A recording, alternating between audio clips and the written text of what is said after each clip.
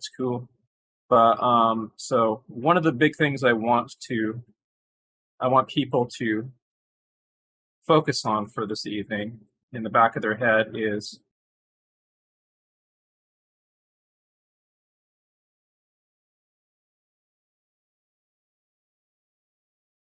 king.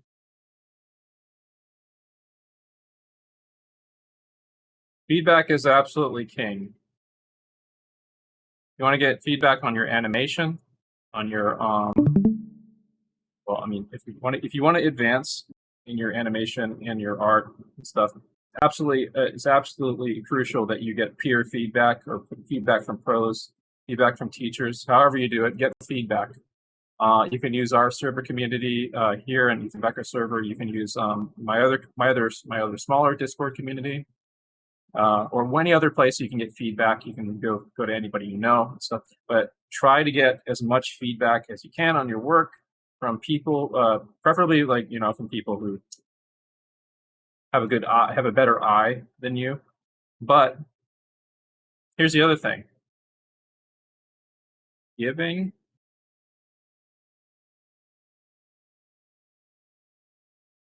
and getting.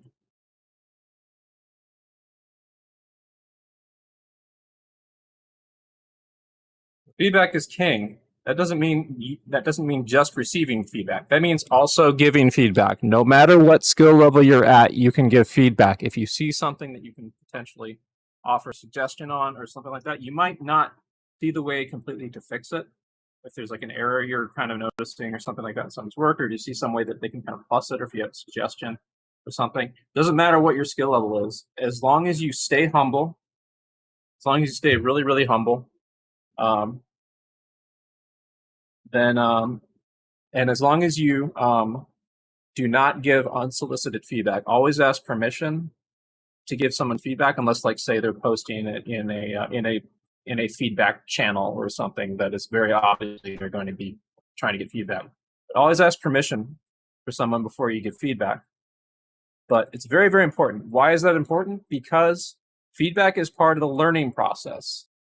And the act of giving feedback lets you test your knowledge and also like try seeing things from a different angle on someone else's work, where you're not like zeroed in the same way on yours.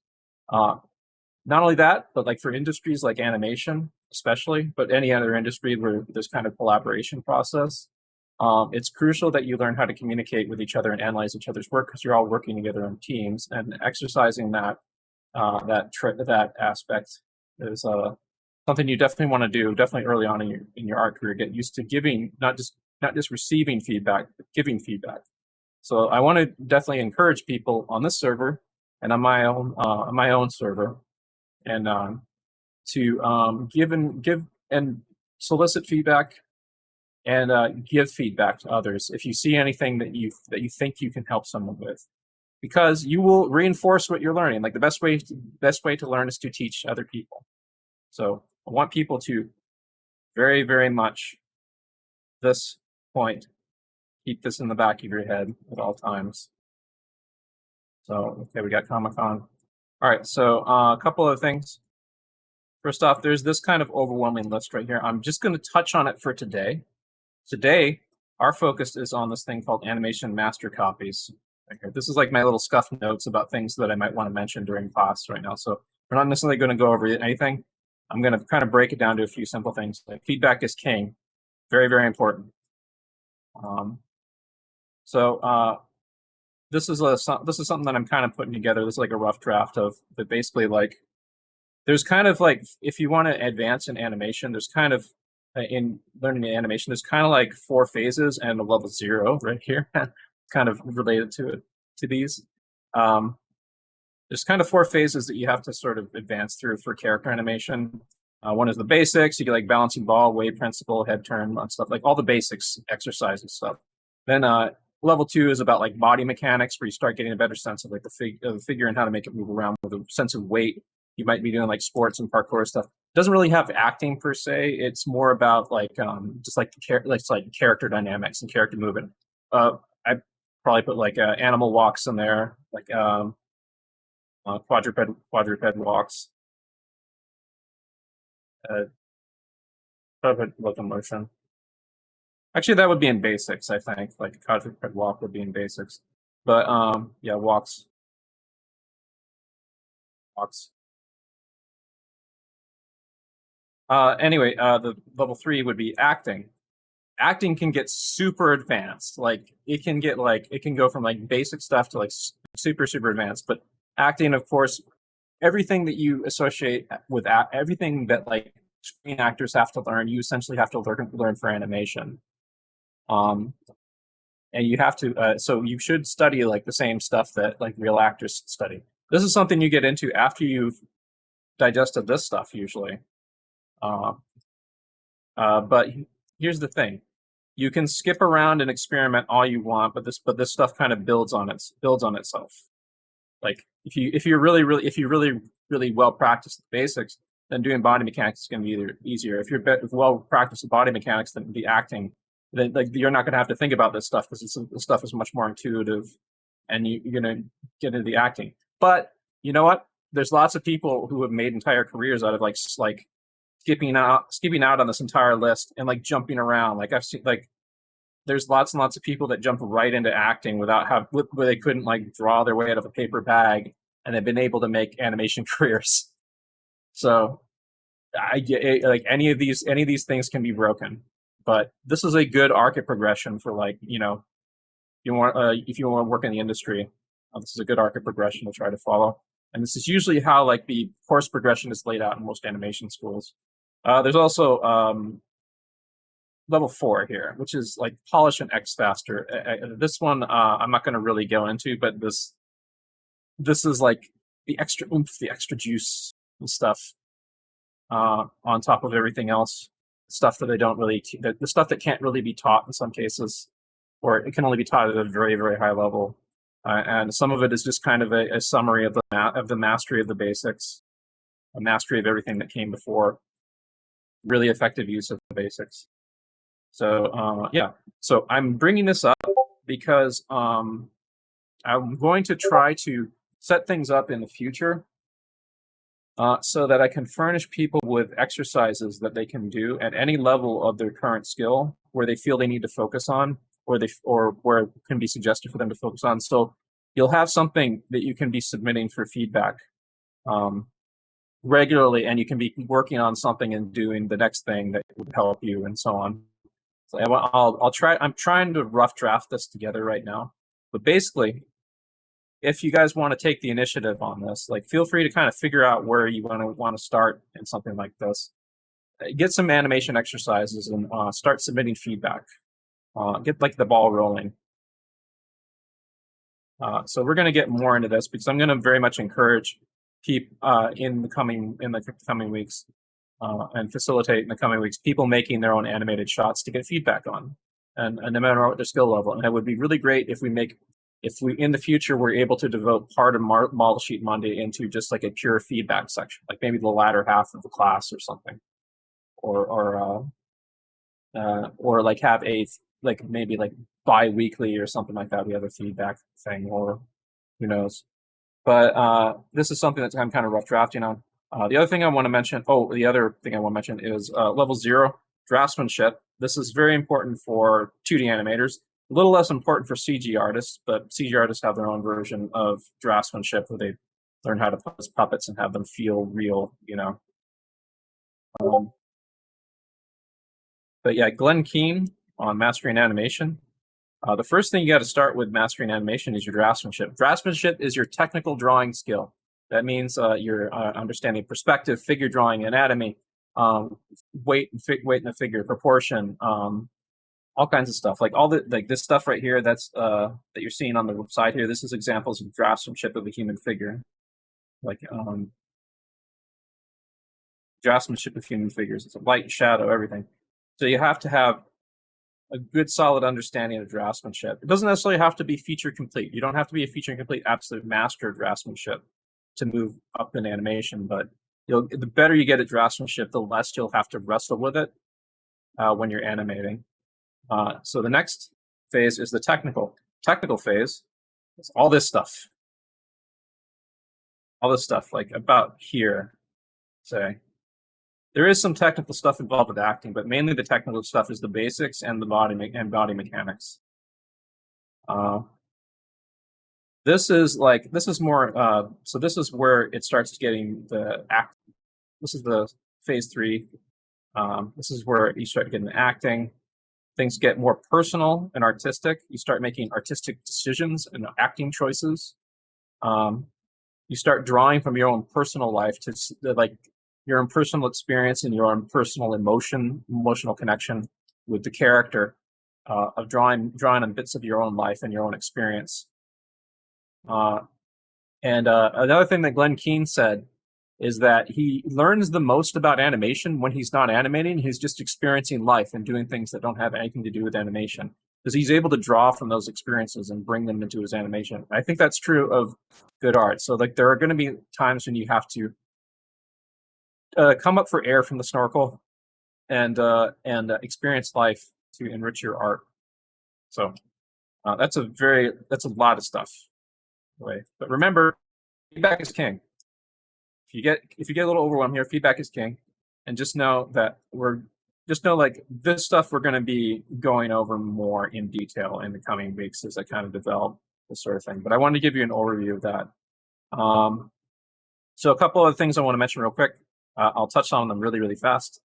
You might notice the way I have my workspace set up. I'm currently experimenting with ways that give me better study and drawing experience. And one of them is like by including my reference on the same screen, or the things that I'm trying to study on the same screen when I'm drawing. And I'm finding it really helps with me. So just wanted to touch on that. It's very so I want to encourage you guys to experiment with finding a study setup that works for you. You bring lots of reference on screen for you is one way to do it. If you have multiple monitors with lots of reference, if you have printout sheets or books nearby that you can put up things, but you should surround yourself with lots and lots of good art, good reference for like anatomy if you're trying to solve particular drawing problems and stuff, and so on. And one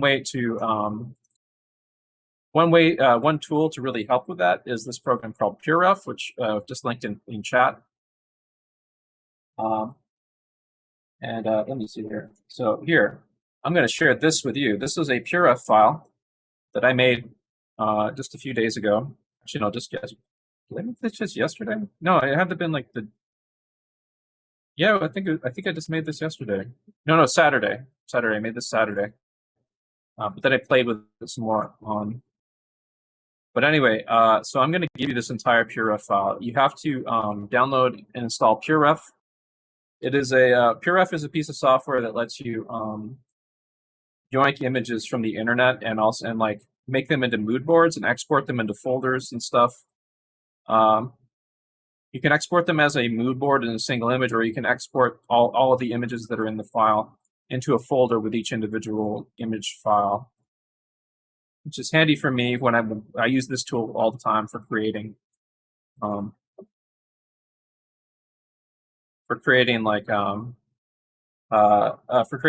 gesture drawing app things for Figure Drawing Friday.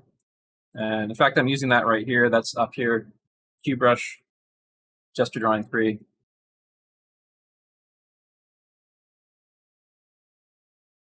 See here.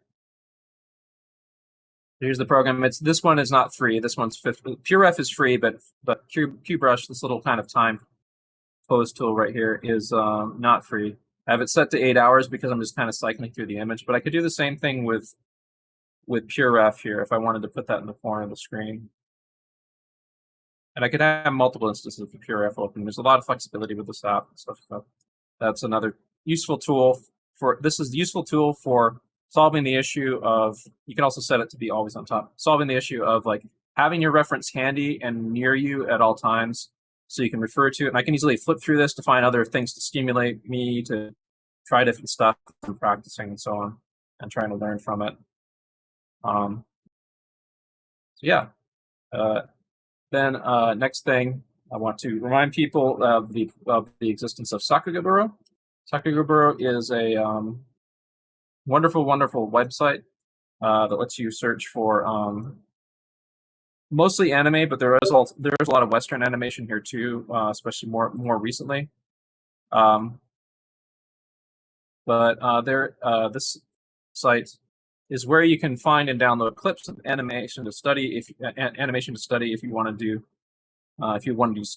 studies of clips. We're going to be getting into doing master copy studies pretty intensely today. So this is a good site to go to if you're looking for clips to find to do studies of. And I have a one more thing. Sakuya extended is a Chrome browser extension that I just posted in chat. That there's KeyBrush. So, by the way, I just want to call attention to this. This is the PureRef file that I was showing off to you guys with all the Glenn Keane stuff, and it's like a mix of a bunch of things in there, for mix of stimulating things that I was studying from. I'm probably gonna add some more things to that file too. But anyway, so yeah, Sakuya Burrow and stuff, and also Sakuya extended the browser extension, which adds a little additional features to the site, including like when you mouse over on something, you can see the animation playing in a preview. Pretty handy. So one more bit of advice for the newcomers here. On practice mileage, if you find yourself drawing a few hours, like 1 or 2 hours a day, and feel really awkward drawing and stuff, I have news for you. It is normal for you to not really hit your stride when you're drawing and getting your best work done during the day or your best study session during the day until roughly somewhere around 3 hours in. So try setting yourself up to push a little further every day. Pace yourself so you don't burn yourself out. But it's very important that you put good mileage in. The best way, I realize a lot of you people have lives. A lot of people have lives where you can't get to doing that. So use the 15-minute rule.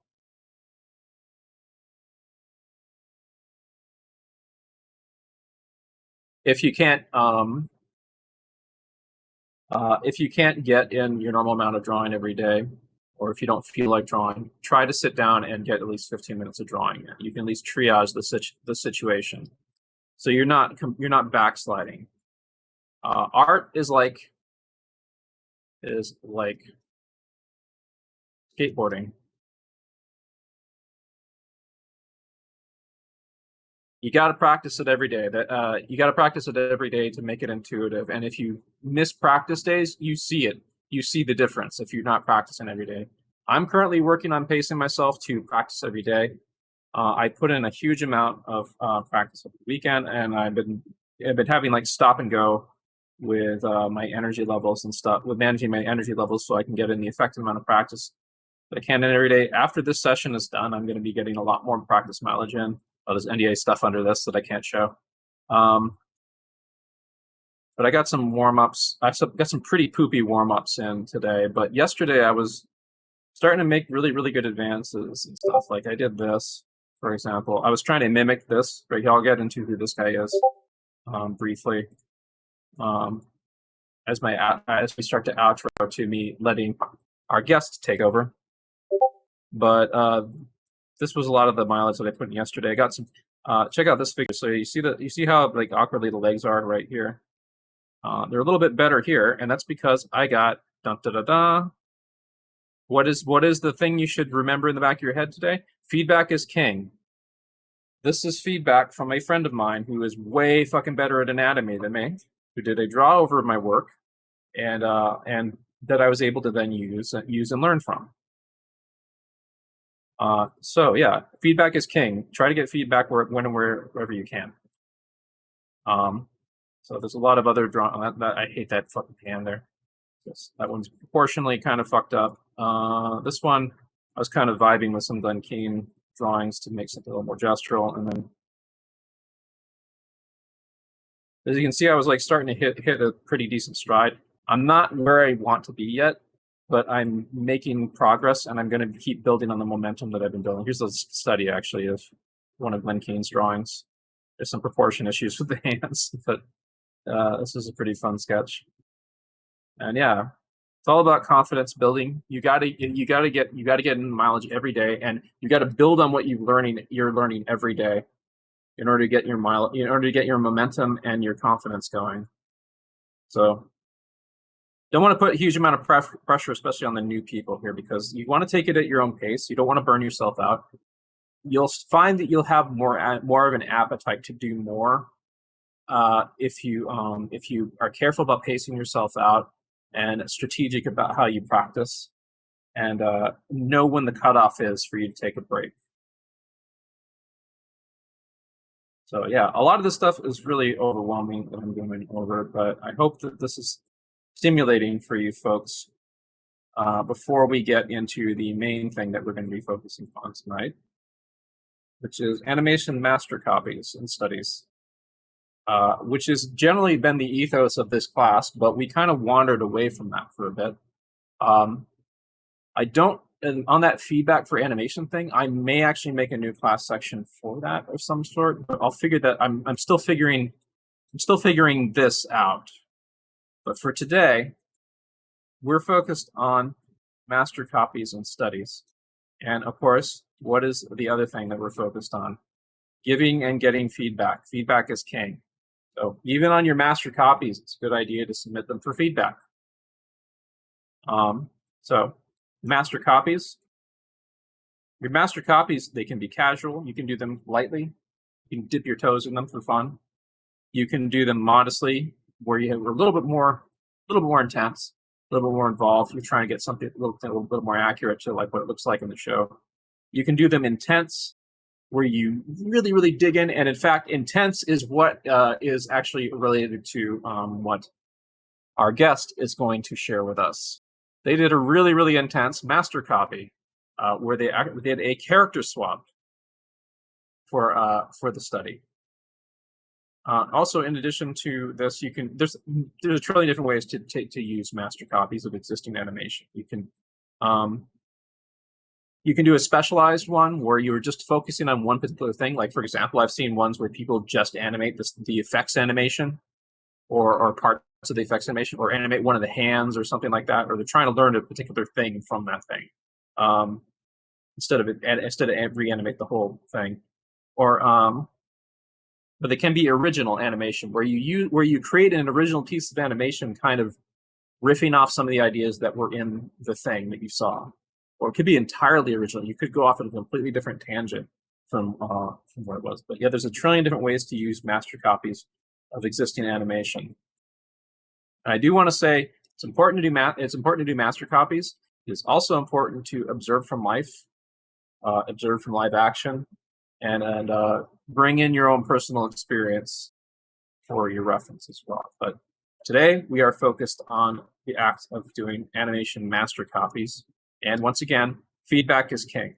So with that said, I'm going to hand it over to our special guest, JustSomeSara, who hello.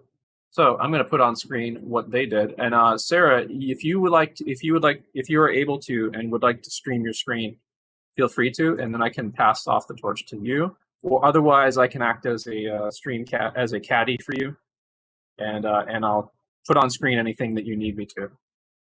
I can share my screen, no problem. One sec. All right.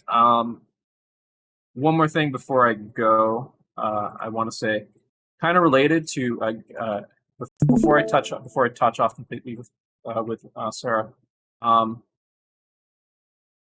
So I'm doing the intent. I'm trying to take a crack at doing the intense master copy thing. You know what I'm doing? I'm studying Tarzan and Len Keen's animation and stuff, and I'm doing a deep dive. I'm studying like the concept art artists that worked on Tarzan, like John Watkiss right here. Amazing comic artist that passed away in 2017, sadly, who was one of the people who developed like the anatomy concept art for anatomy study concept art for the animators on Tarzan. In addition to that, I'm of course studying Glenn Keane, who's the principal animator on Tarzan in the movie, and I'm absorbing a lot of stuff from him. So it's become kind of like this is like a deep dive thing, a super deep dive for me. I'm eating the whole thing. I'm like trying to train myself as if I've been hired by Disney to work on Tarzan, and I'm trying to reverse engineer learning it, because I'll learn a lot more about anatomy from studying Tarzan, because of how intense into anatomy that animation gets. So I actually found like a book by John Watkiss right here that I found a scuffed PDF of online that hence those gaps there, but it's been a little helpful springboard for me. And so I'm planning on possibly animating something with Tarzan, or making my own riff with one of my own characters using some of the same ideas as Tarzan or something. But that's what I wanted to share in order to hand it off. Share real quick before I hand it off, because I wanted to share the John Watkiss thing here. And also I wanted to share, I found, so let me show you real quick. I swear to God, this is the last thing I'm going to show here. So there's a bunch of drawings by Glenn Keane for the Tarzan concept art, where a French anatomy instructor did these. Here we go, right here. They did these amazingly detailed drawovers of Tarzan's body to show where the anatomy is laid out on Glenn Keane's drawings. So guess what? We actually found the Instagram of that artist. I don't have it handy. Fuck. But it's the last thing I want to do. I want to post and share this, because this is great. See if we can find it.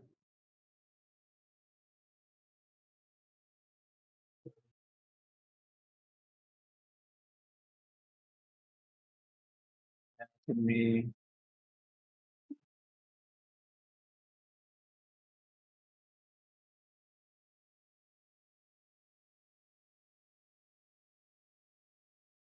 Graham. Yeah, that's it. Yeah, Sheepa, thank you very much. You just posted it in chat for me. So Thomas Wink is amazing. There's amazing draftsman artist. There's animated examples of anatomy here, by the way, and you can use these as reference for your stuff to help solve your drawing problems. What this person has done, really, really amazing stuff. They have more detailed layouts of components of anatomy and so on. There's stuff with like showing muscle form and function in here, showing it in really nice animation. There's also turnarounds of parts of the body in here too. That's wild. So the big thing about understanding anatomy is understanding muscle form and function. So you're not getting swept up in detail, and you are, because muscles change shape. Muscles and of course bones change shape and position all the time. Having an understanding of what their function is helps you a lot more than simply memorizing all the muscles and stuff. Although memorization does help too. The memorization of muscle groups does help too. But anyway, so I wanted to share that stuff. These are two amazing links right here. Thomas Wink's Instagram. I do recommend doing a deep dive into John Watkiss.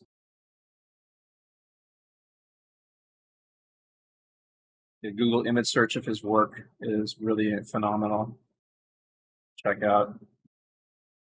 Anyway, so all right, I will segue to this, done by our special guest, which is this is a master copy of this, Thundercats.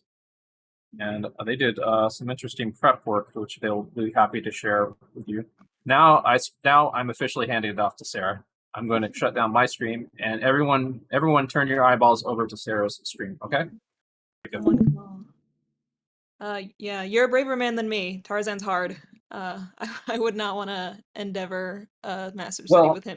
Still trying to. Well, that's the thing. Like, it's like something that's almost a long-term project, and it's so complicated that focusing on this would help me a lot. basically. Oh yeah, for sure. Like, yeah. Anyway, go ahead. All right. So, hi.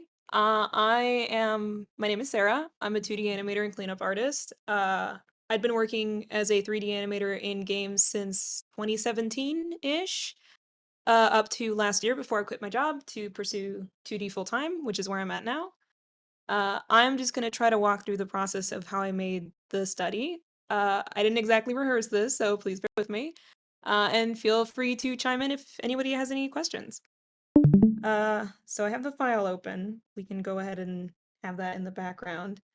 First off, how did I pick my reference? So I hoard everything, which I'm gonna encourage. Sakuga, obviously great resource.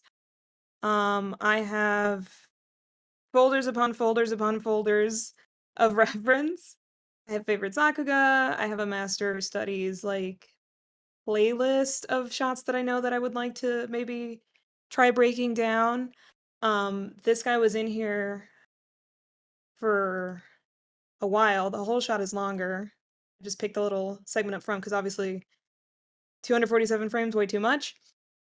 The Thundercats opening was an idea I actually got from my inspo playlist on YouTube, which is just an extremely eclectic mix of animation, music videos, figure skating performances. Like it's anything that I've ever liked and has made me feel a thing or made me feel inspired.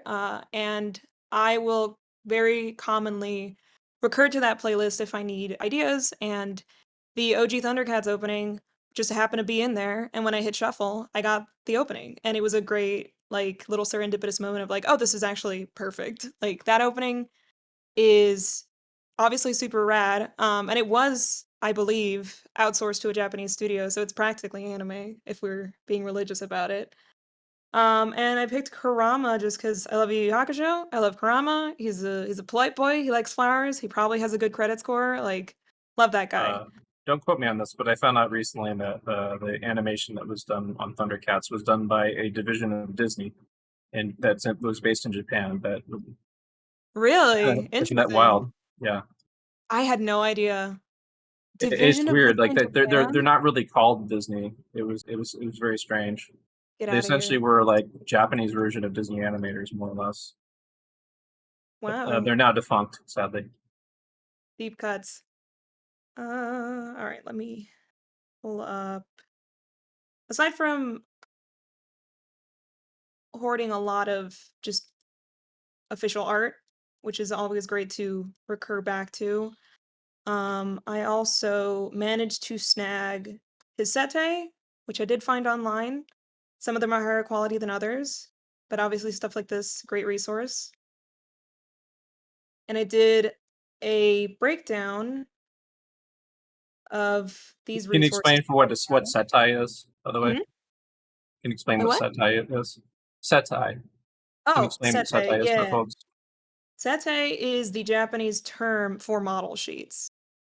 So if you Google your favorite like Deku Sete or your just any character that you like from anime, you might be lucky and find some stuff. Satay Dreams is a great resource for that. Uh, I'm, I don't know if we've shared that link before, but for sure, Just did. they have. Hmm? Just did. Sweet. I have also stolen like a lot of Satay from any show that I like that's on Satay Dreams. Like, take all of it. Uh, you're not, I'm gonna heavily endorse doing this. Like, it's extremely useful. Uh, once you have, if you're doing like studies from Satay, obviously your next step is to kind of like break it down. When I make sheets like this, I am focusing on both studying obviously the official art, but also catching my mistakes and then writing notes to myself so that I don't do it again. So I think I started over here. I broke down the face and then I just recreated it on the right.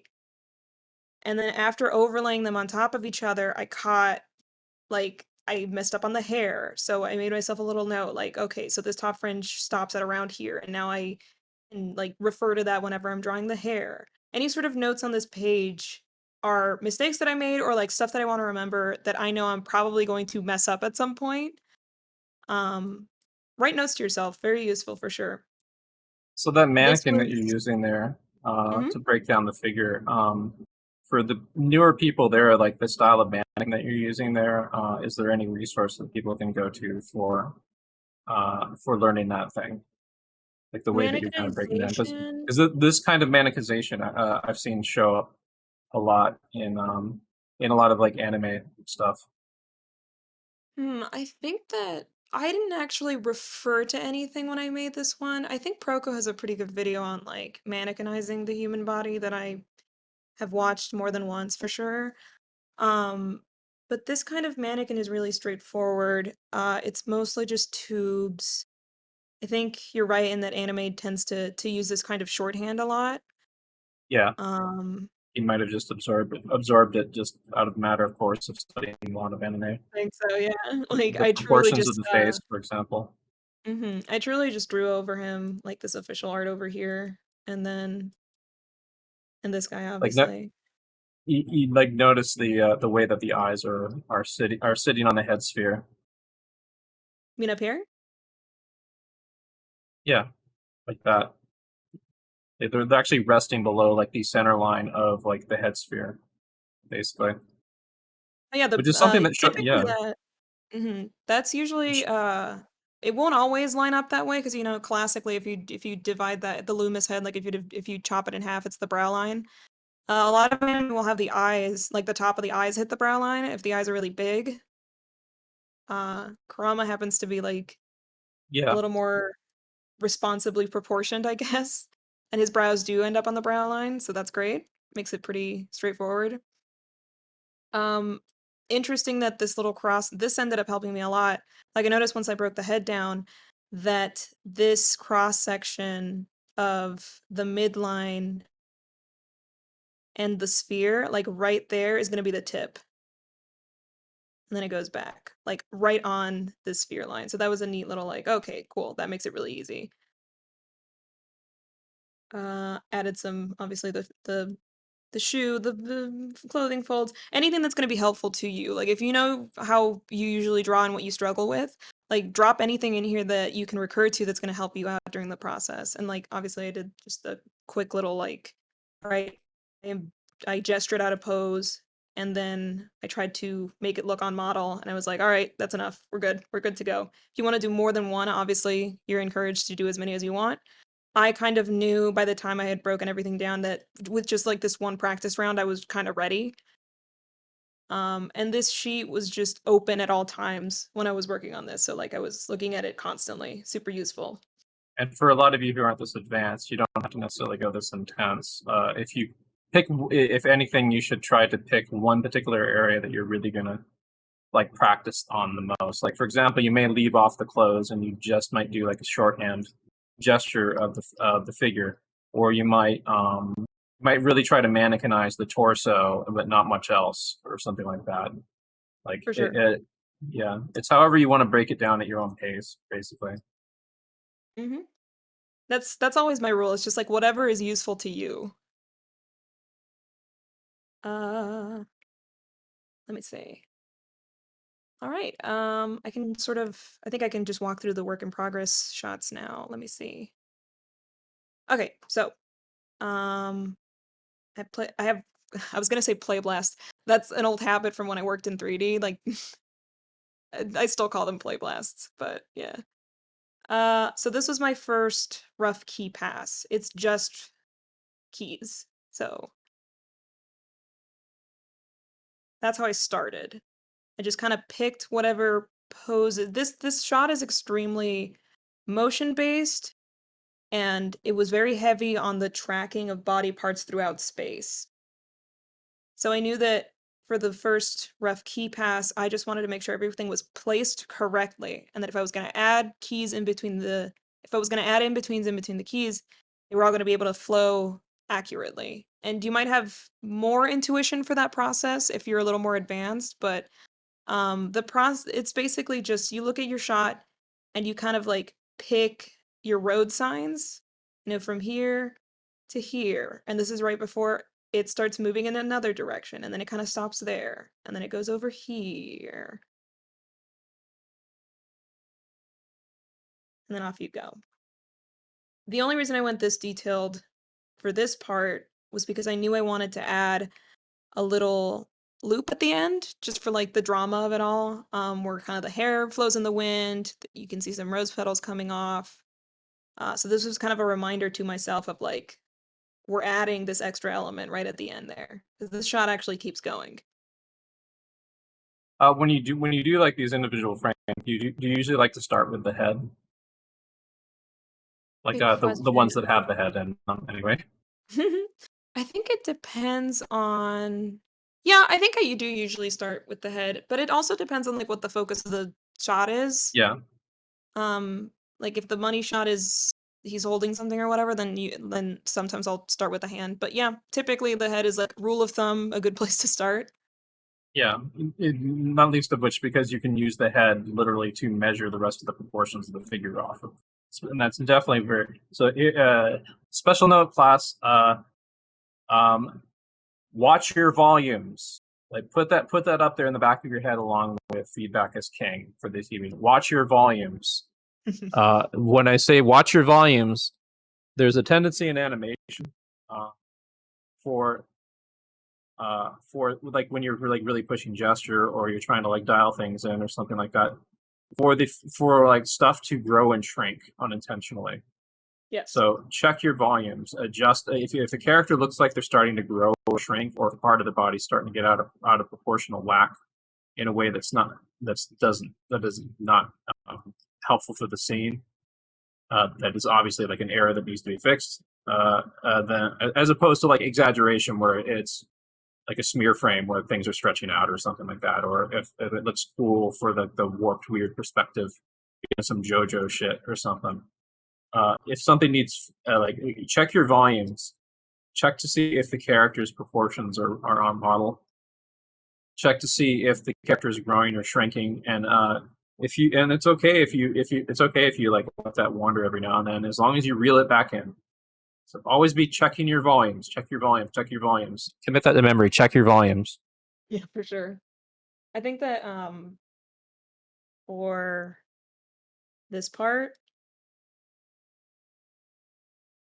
I did a lot of copying that head over and making sure that the torso was like as long as it needed to be. I knew it was like roughly two heads.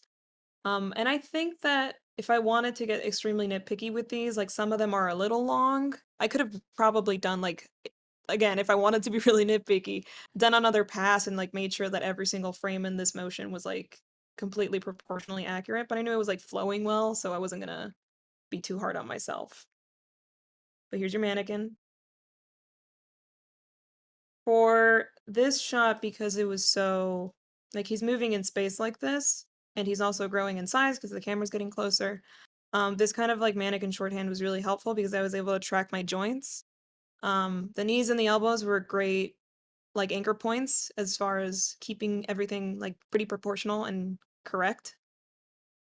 So I'll go ahead and let that play. And obviously this hand sweep in the beginning is completely different from the reference because that that little pose, so iconic. Netflix even used it for the live action announcement that they posted. But if I think that part of the fun in doing stuff like this, if you're gonna do a character swap specifically, is how can you take the original source and kind of tweak it to match whatever character you're animating with a little better.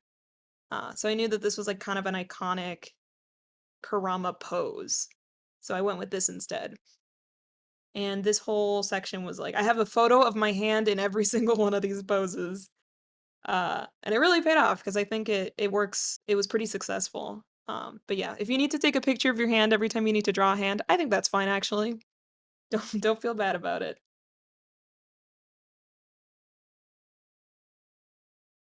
All right, so The uh, Steven Universe show Steven Universe is pretty well known for very nicely drawn hands. The animators and story artists there take a lot of photos of their own hands. sweet. I think I did Steven Universe hand studies like years ago when I was like fresh out of college. Love to hear it. Yeah. I would Um, say that studying the hands from Steven Universe would be an excellent idea. It's for learning hands and hand Original anatomy in simplified general. hands, for sure.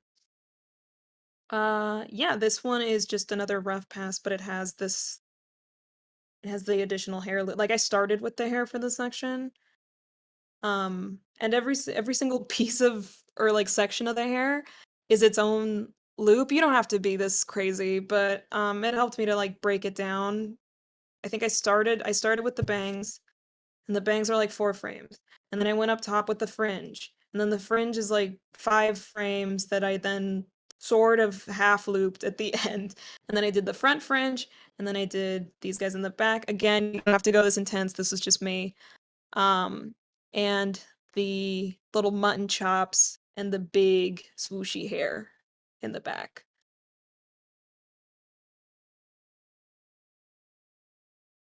Great hair practice in this one too. It was just something that I wanted to add to kind of bring it all home. Let's see. Okay, so this is tie downs. Just getting a little cleaner. He's got clothes now. That final loop is almost there. Like we're missing the clothes aren't moving yet. But the hair loop is final. Like I added the rows. Uh,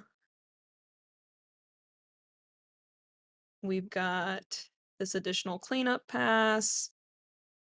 Not super noticeable, but everything is slightly more clean. And obviously like these are correct now. Everything is erased where it needs to be erased. The clothes are moving, etc., etc. Um,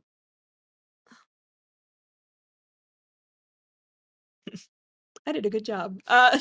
This this loop for the clothes specifically, I did a lot of cheats. And by that I just mean I use the liquefy tool a lot. Um, for that section, I think I just duped the clothes, and then let me see. Like I just nudged where it needed to be nudged, you know? Great tool and clip. Definitely love this guy. Has saved me a lot of trouble before. What else can I talk about here? Oh, I do kind of regret, so don't be like me, kids. I do kind of regret the way I structured this because I ended up drawing right over the roughs. So if I go up here, there's only one anim folder. Like, I didn't split this into like rough tie down cleanup. Um, You can just do it this way. I think the reason I sort of just drew on top of everything was because that's like the Eric Goldberg method. Like he would always just like draw on top of his roughs. But this is digital, you don't have to do that. And if anything, I kind of wish I hadn't to just preserve the rough drawings for posterity. Um, but it also gives this kind of like I knew I wanted to clean it up, but I didn't want it to be too clean because I kind of like the pencil feel. Like I draw with this HB pencil brush, and I like that it sort of looks like a fancy pencil dust. Uh, I'll definitely probably try to quote unquote finish these more in the future just to like prove that I can like a fully cleaned up shot with shadows or whatever. But you know, you do you. And here's the final, which you've already seen obviously, but there you go. Here we just added obviously like shading, or you know, just values more is the correct term, but also the background images, which were a really straightforward, like extremely simple trick in clip. You just pan them, and I believe that these speed lines were actually. Let me see. Uh,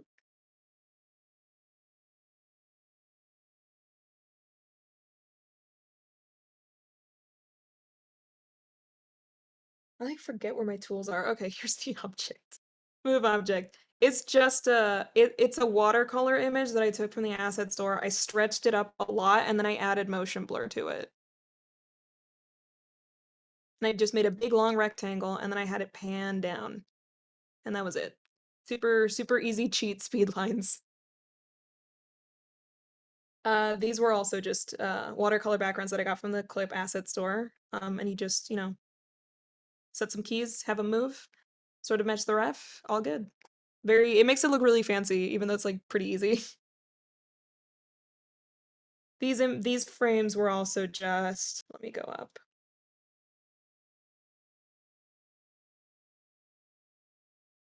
So if I go, obviously you have the gray and the white, but it's just a duped white with a Gaussian blur filter on it, and then that's it. That makes it look a little fancy on top of the liner, which is right here. And yeah, that's the shot. I can let it play with the reference in the background.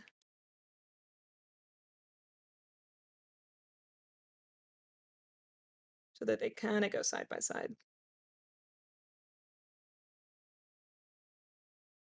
Yeah.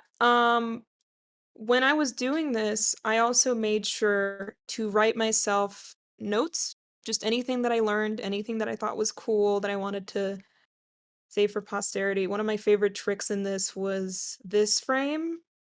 Like I truly did not notice that his arm doubles right there until I was like almost done roughing. Great little trick. I think that because it's only exposed for one frame, it works super, super well.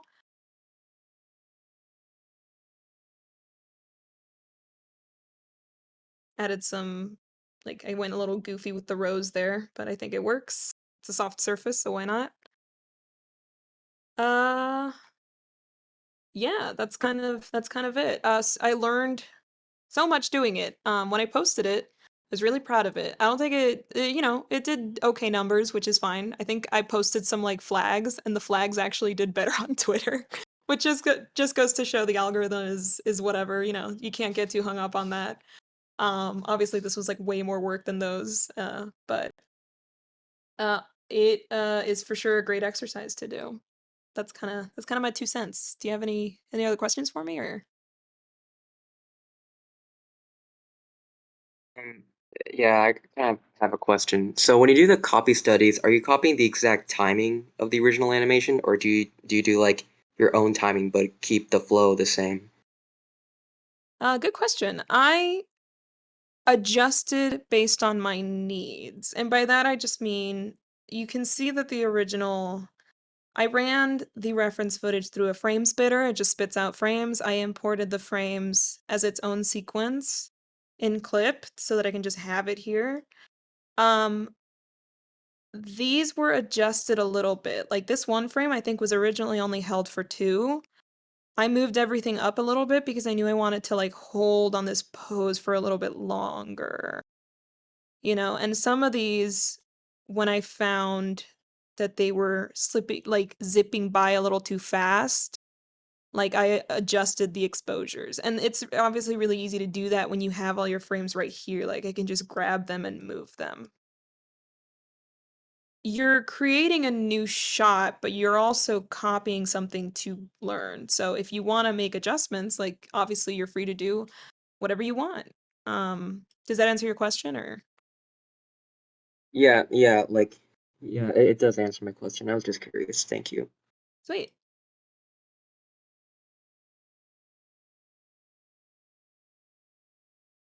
Off he goes. Yeah. Any follow-ups or that's kind of it for me.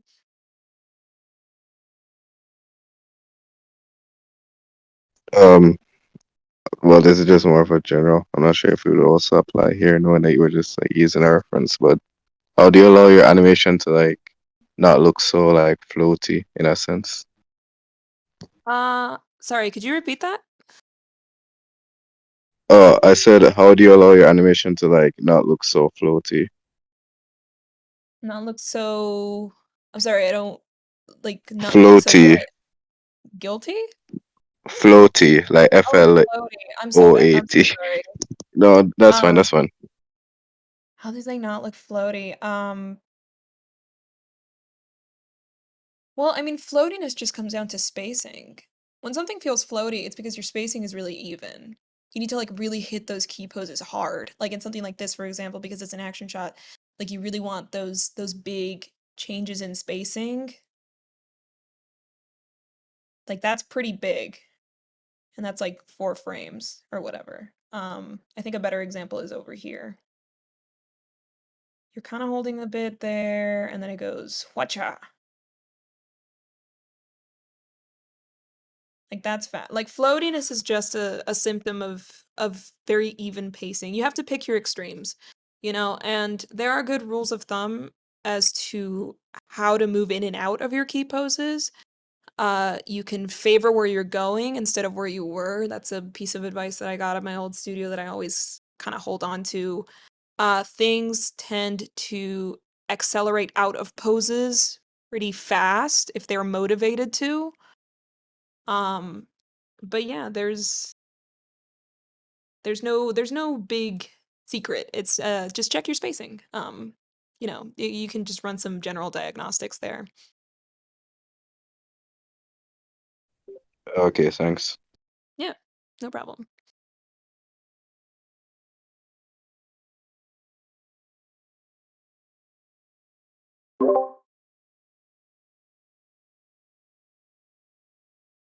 Ooh, if someone's speaking, it's your volume's really low. Let me just bump you up.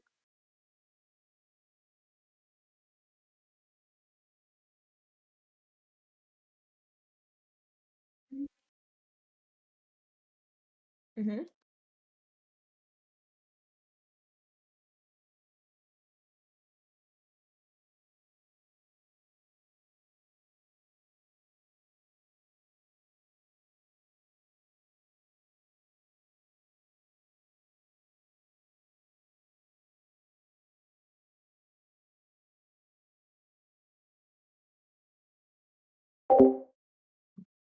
So I think that this is not a great shot to kind of use to answer that question because there is actually no camera movement. It's all simulated.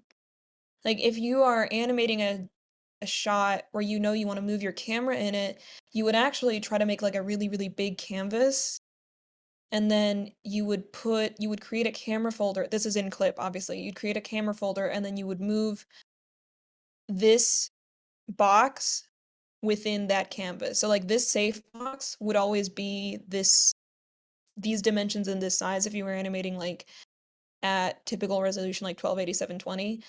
But the rest, the overflow would be like really, really big. And then you would move this across the scene. This is all happening, obviously, because I'm studying this. This is all happening on the same dimensional page. So there is no camera movement in here other than like the simulation of it, if that makes sense. Yeah, no problem. There are for sure plenty of camera, moving a camera in clip or, you know, I was gonna say in any 2D software, but I can't really say that. Like I've only really worked in clip. But I know for a fact, moving a camera in clip, very straightforward, nothing to be scared of. There are so many resources on YouTube, just like Google or YouTube Clip Studio Paint camera, and you're off to the races.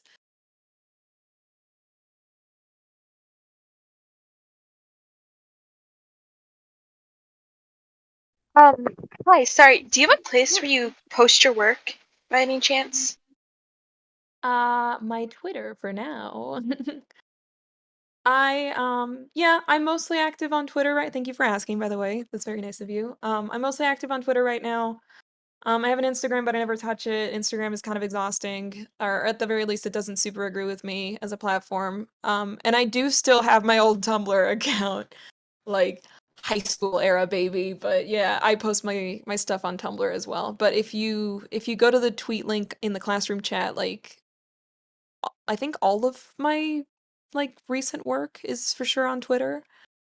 Um, you can stalk me to Tumblr if you want to see my high school art. Thank you. Yeah, thank you.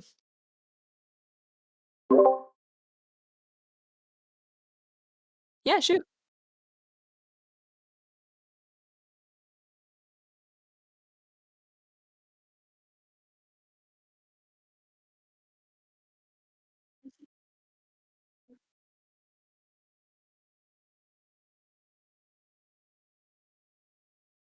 Yeah.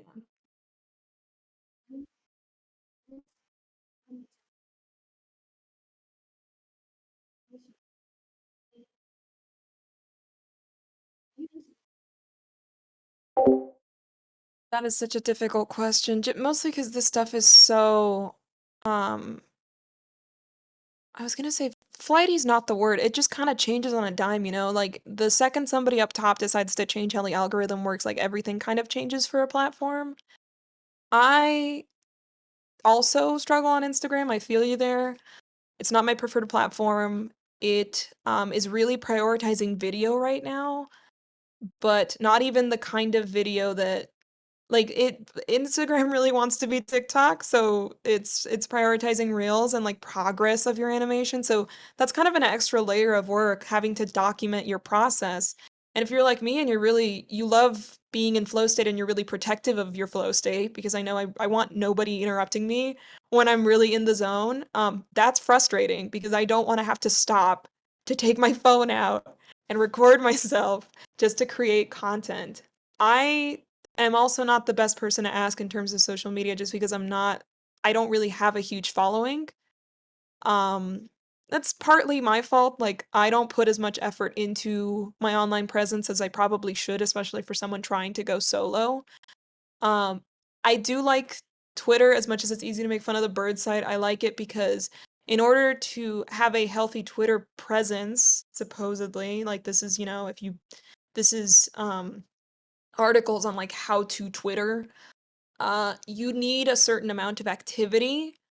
Like ideally you post once per day, but the nice thing about Twitter is a post can just be a shower thought. Like you can just be like, I had a nice lunch. And that counts. Like as long as you're posting something. And a quick little status update on Twitter is extremely easy. Like the barrier of entry to do that is pretty low. I've been trying to just do that, like post a thing, like a little status update, like pretty regularly, because if you do that, Twitter tends to, according to the people who break this down for you and all these articles about how to use social media, Twitter won't suppress you if you are a active user. TikTok is pretty big, but again, like I just said, an extremely high effort platform in that sense. Like you have to create video content for it. Um, I guess those are the big 3.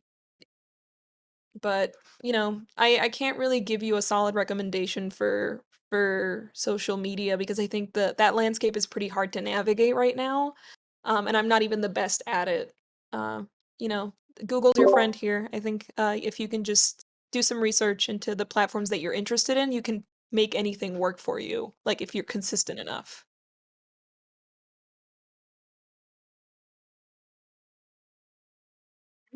Cool. Yeah. Yeah, that's my Neat. personal opinion. I don't like Instagram. I think TikTok is too much work, and I don't want to do it, even though it's popular. I like Twitter because the amount of effort to like post content, quote unquote, is pretty low.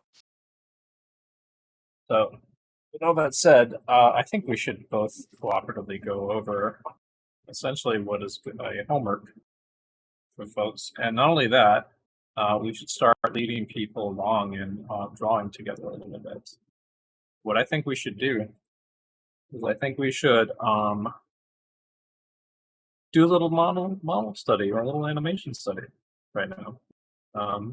Sarah, I don't know if you have. I don't know if you have anything prepared, but you don't need anything prepared for something like this. If you want to do, if anyone wants to do an animation study or like a model sheet study and stuff, you don't need like the crazy amount of prep that Sarah demonstrated. Sarah went to the next level with what they did.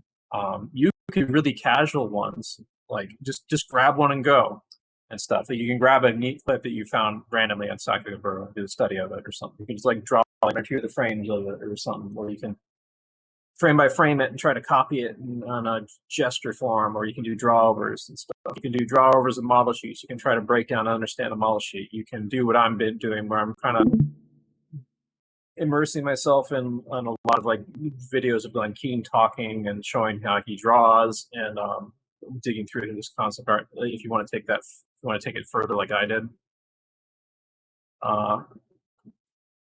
But yeah, like what I'm getting at is what you do with your studies is very, very flexible. And anyone here should be able to just grab anything they like from Sakuya or Satay Dreams or whatever, or from YouTube or anywhere on the net, Find artists and animation that you respond to well, or that you think that has something in them that you want to learn, or you get something value out of doing, or just if you want to just do it for fun. Start getting in the habit of just doing random exercises like that. For context, like that, this shot took me about, like, I didn't track my time super strictly, but I spent around 2 weeks on this. That's a lot. You don't have to go that far. Like, you can just do. Yeah. You can do like a shot. You can do like something like an hour, sometimes less than an hour. Definitely. But I went point that far is, because I really enjoy cleanup, and like I wanted to clean this up as much as possible without like really like taking it to the finish line necessarily. But sorry, go ahead. no, it's fine. Anyway, yeah. So remember, folks, I posted a bunch of motivational thingies in here for you guys to remember some of the key points. Okay? Maybe make one too for like a master copy studies as well, so you remember that. But remember what we said here: feedback is king, and I'm going to add something to that real quick. So giving and receiving. So giving. Learn by giving feedback.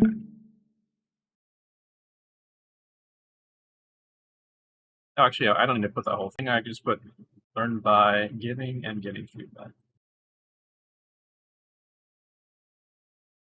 Learn by. I think that simplifies things, wouldn't you say?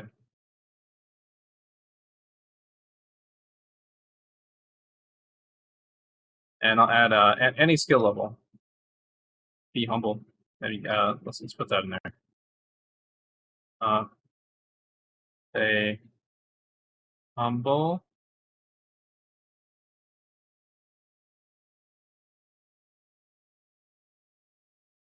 Ask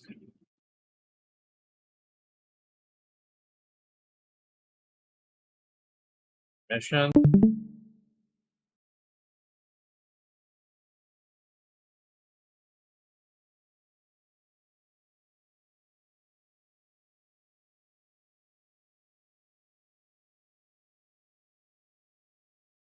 Get from peers and pros.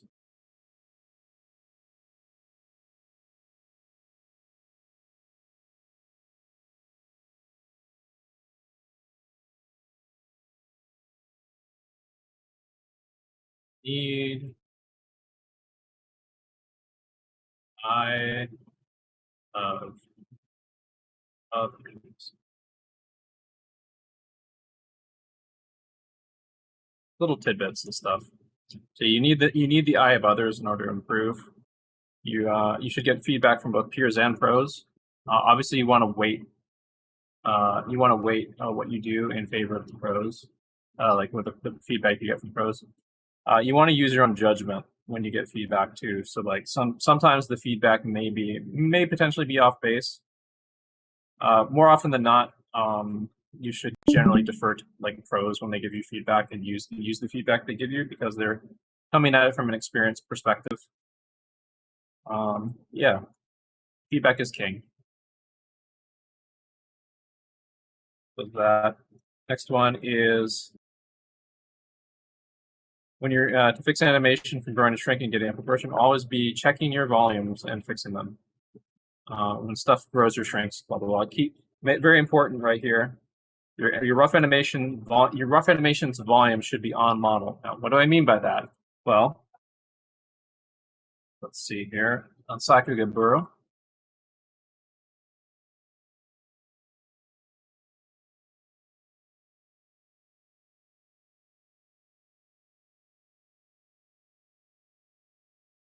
Bring up some rough animation from Castlevania real quick. We can find a good example of something that is particularly rough. Oh, here we go. Okay, so what I mean by keeping your so even in rough animation, like this character is obviously not on model. They don't have all the details in. There's like stuff that's not quite there and stuff and so on. A lot of things that are a lot of details that are left off here. But their volumes are on model. This is on model with the volumes of the actual volumes of the characters. There's some wiggle room, like this. It's not 100% perfect, but the volumes are on model, and more importantly, the volumes are on model for the shot. Like the characters are not growing and shrinking in ways that don't make sense. When the characters grow and shrink in this, it is happening because the characters are moving in and out of frame towards and away from the camera. Stuff. Their proportions are maintained. Alucard's proportions there, for example.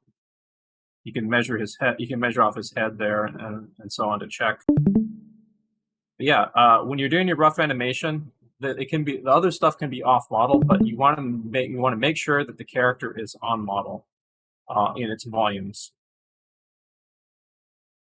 And it is normal for you to accidentally let something wander away from you, and for it to grow and shrink.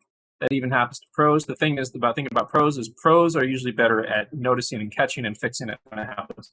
The difference between a pro and a experienced pro and a less experienced pro or an amateur is the pro makes mistakes roughly at the same pace as a lot of inexperienced artists do. Pros are just better at catching those mistakes and noticing them and fixing them more often than not. So we were talking.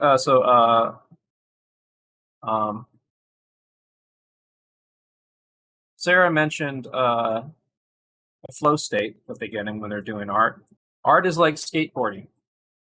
You got to practice it every day. It's a physical skill, and you have to get into a flow state to get your best art out there, to get your best performance each day and stuff.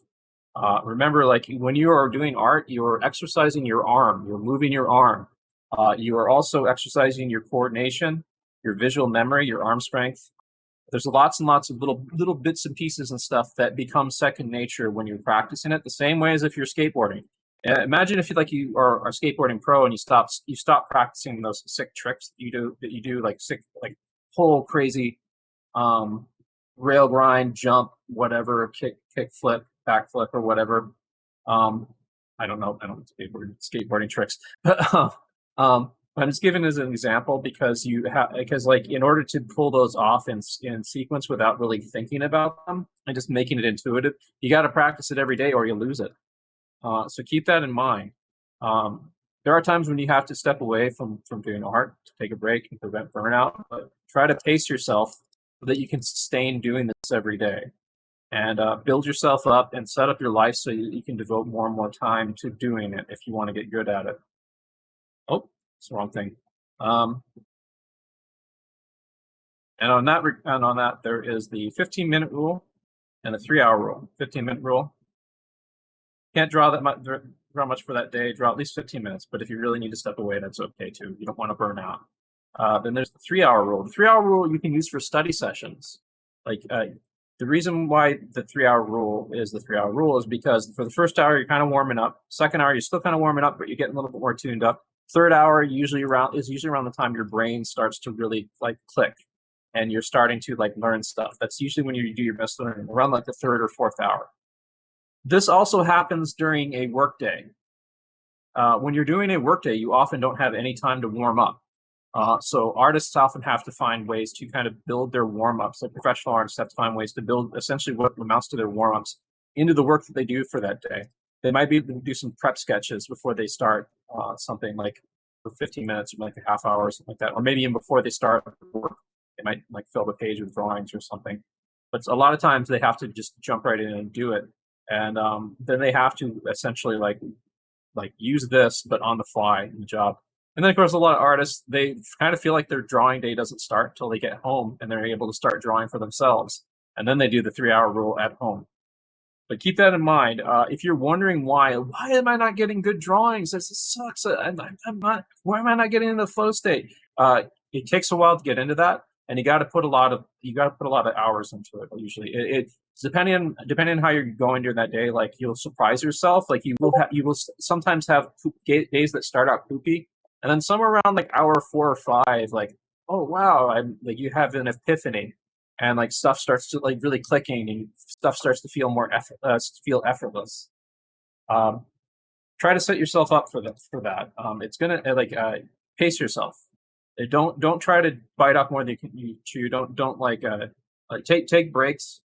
Um, but using the 3 hour rule and the 15-minute rule are good strategies and stuff. And of course, you want to go beyond 3 hours over time because you're gonna have to work full time as an artist, and you're going to take full advantage of the flow state. That flow state you can get in to get your best work done.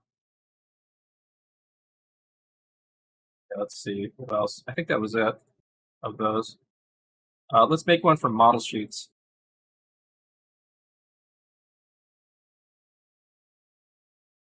Master copy. We're going to call them master copies. Master studies. Studies. And copies.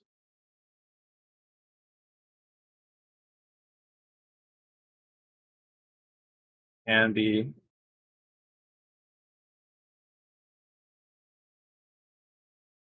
intense or casual as you like. Think outside the box.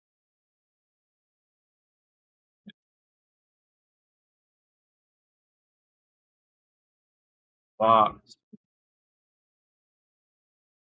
Look at what the artists say or studied.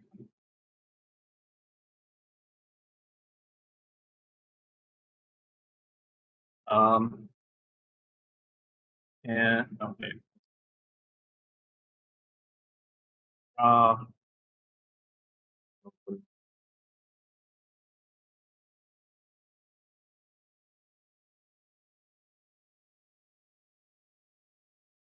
Copy studies.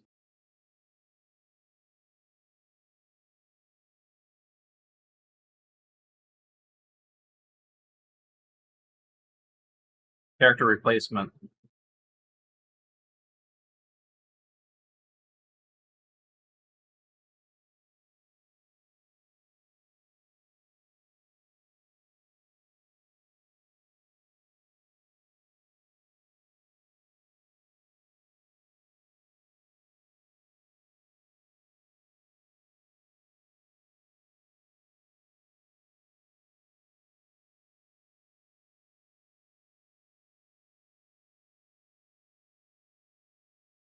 Original ripping. Let's do that. Original riffing.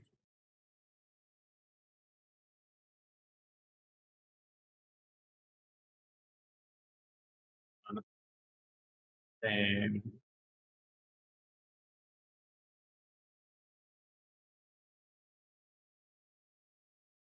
Beats.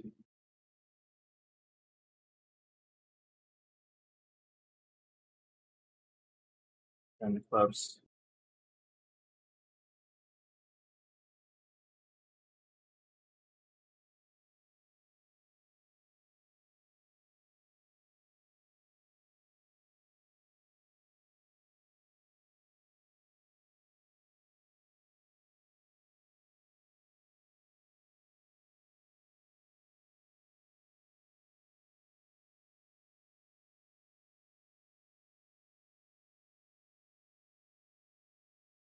Yeah. I think that's pretty well. All right, so I'll explain this for you guys.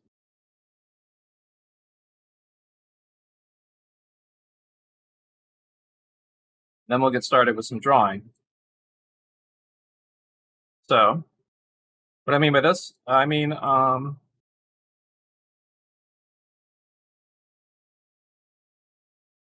so master studies and copies. The importance of master studies and copies is to learn from, learn from people who are people that you want to learn from, pretty much. You want to learn how to do this stuff. You want to study, you want to do more, obviously, than studying existing animation. Like, otherwise, you're just going to be like doing a bad photocopy of a bad photocopy endlessly. So while this is incredibly important to do, it is not the be-all, end-all, and in fact, the root of what you should be going for, and we'll probably get into in future sessions as well, is studying from life, studying from film with live action stuff, studying yourself, filming your own reference.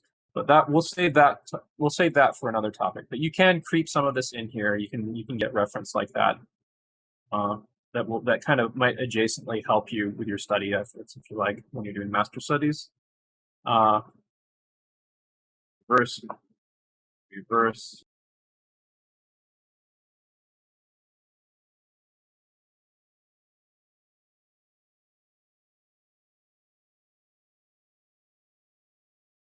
So it can be as intense as casual you like. It can be as simple as like grabbing a model sheet and doing some drawovers of it. It can be simple as grabbing a clip and doing some drawovers of it. You can do drawovers. You can do copy studies where you're like copying frame by frame, or individual frames or keyframes or something like that. You can do those in any way you want. You can focus on gesture. You can focus on character models. You can focus on particular details. You can do character replacement. Character replacement, the example that we had tonight with our guest, which was of course replacing Kurama, replacing Tigra from Thundercats with Kurama from Yu Yu Hakusho. You can do stuff like that. You can do original riffing on the same idea, which, or like on Go Wild. Let's do Go Wild. Let's add that at the bottom. Go Wild will be our X factor. You can do original riffing on the same idea. You can do reverse engineering, which is like you try to recreate what they made, walking through similar steps of what they did. Or you can just go wild. You can do whatever you want. You can use this thing however you want. You you might make like some weird kind of underground art out of it or something. Or you might make something where in the course of doing your master study, you wound up going off on a completely wilder tangent that you just used what you were doing in the master studies as jumping off point to a completely new idea. So you want to, but like the point is, this is very modular and flexible. This is a good habit to get into. You can jump right in. You can jump right in. No. Right. In.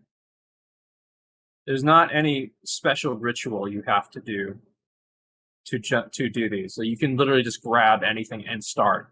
You could start building on it after you get started. Like my interest in doing what I was doing with Tarzan started just out of really like liking to look at like Glenn Keane's anatomy, the Glenn Keane anatomy drawovers in Tarzan. It sort of led to me doing more and more breakdown studies of the models, and I'm going to start like doing breakdowns of the animation and other stuff from Tarzan as well. So I'm planning on going a little bit more intense with mine. I'm going to see where it takes me and stuff.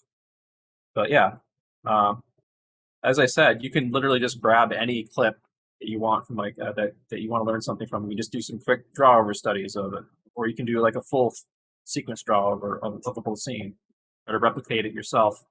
Take the training wheels off and try to replicate it in a copy study form and have it look good, as if it was almost like rough animation from the show or something. You know?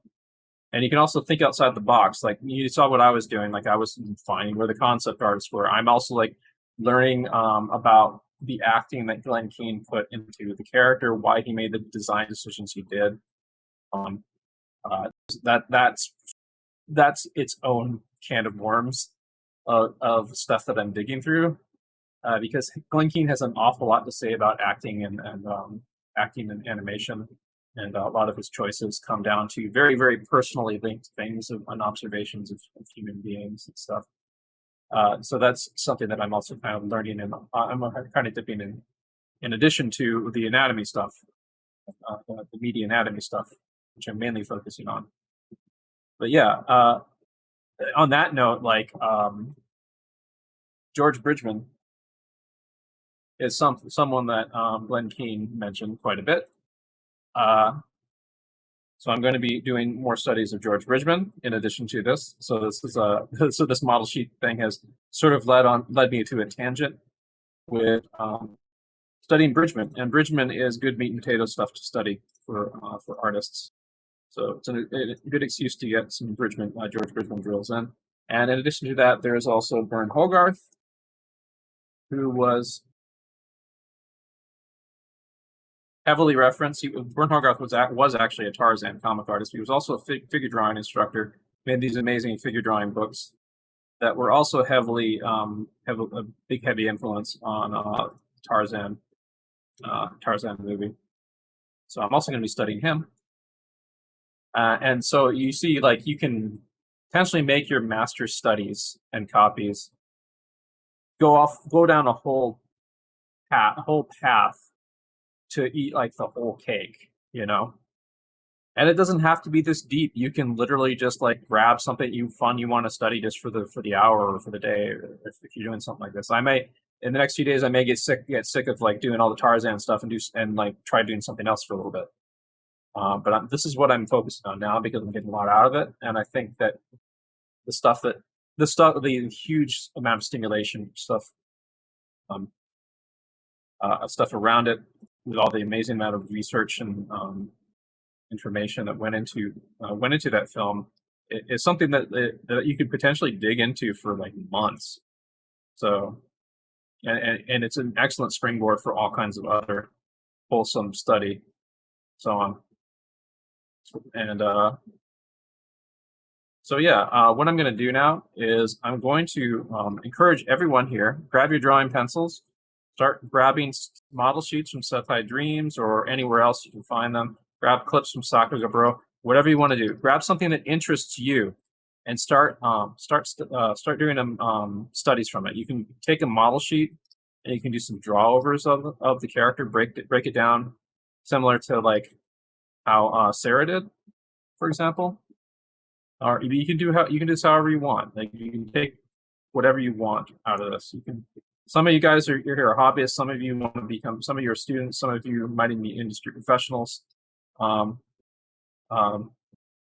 this however you want at your own pace. This is a modular approach to studying that you should be able to. You can use the 15-minute rule with this. Like you can grab a clip from Sakuya or something and then do like a frame-by-frame study for about 15 minutes or something if you are using the 15-minute rule for that day, for example. But yeah, the point of why we're having you do this is because, you know, this is a class that is focused on getting people who are interested in exploring the possibility of going into the animation industry, getting their toes wet in studying existing animation. If you want to work in the industry, I would definitely recommend studying a lot of like contemporary animation or like contemporary production techniques and so on. But there's a tremendous amount to learn from classical animation, certainly from Disney animation, and a lot of really excellent anime films too. But yeah. Quick question. Would it be acceptable to work on one's own animation sheet? Because that's what I've been doing this whole time, actually. If you want to, you can go ahead and do that. I would say like, would it defeat the purpose of the exercise here? Well, here's the thing. If you're doing this, and here's the thing, like,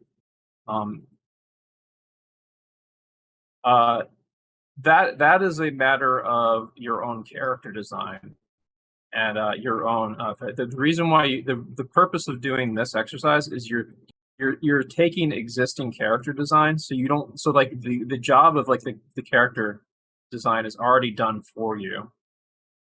You don't have to walk through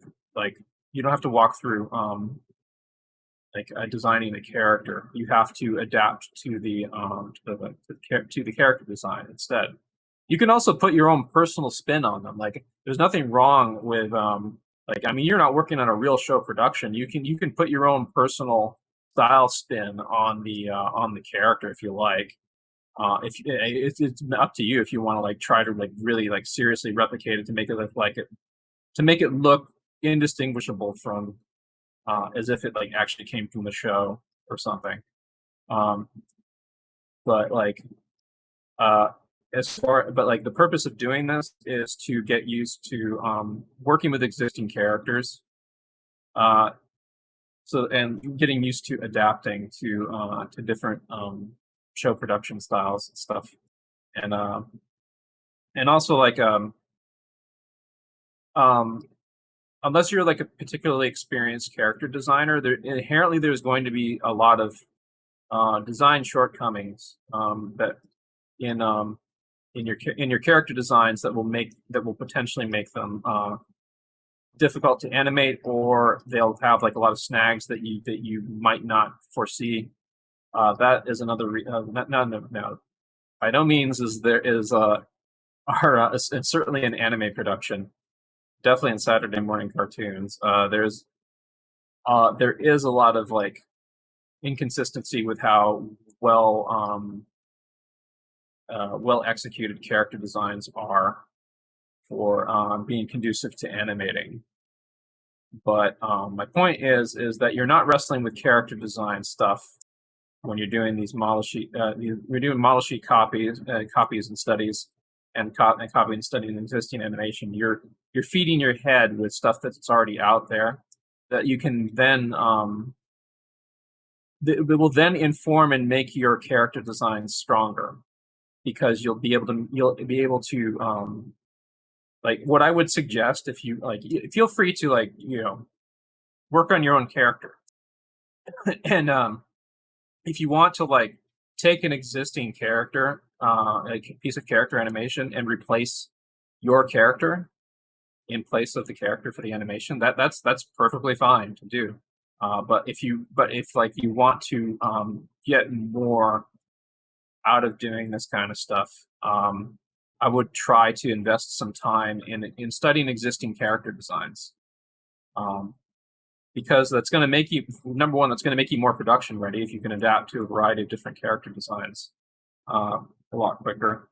Number two, you're going to absorb bits and pieces of what actually works in production ready designs for characters a little bit better. Again, mileage may vary where that is concerned, because, as I said, there are some certain shows where the characters are not necessarily the best designed for animation, but for the most part, most like good quality productions, you'll get a lot out of studying well-designed characters. Okay, thank you.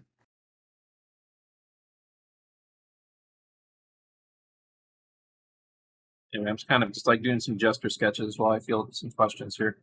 I'm planning on doing some of those studies I was talking about. I'm sort of strategizing what I'm going to do for mine right now. I'm still kind of warming up. I'm still kind of getting into my flow state a little bit, so I'm kind of thinking about what I'm going to do. I'm probably going to, after this class ends, I am definitely going to be continuing to draw for like the next few hours, because I have more studying to do. Have a really challenging piece of cleanup animation that I've got to do tomorrow, and I want to get my hand and eye really in tune for when I handle that. So that's what I'm going to be up to tonight. Anybody got any other questions?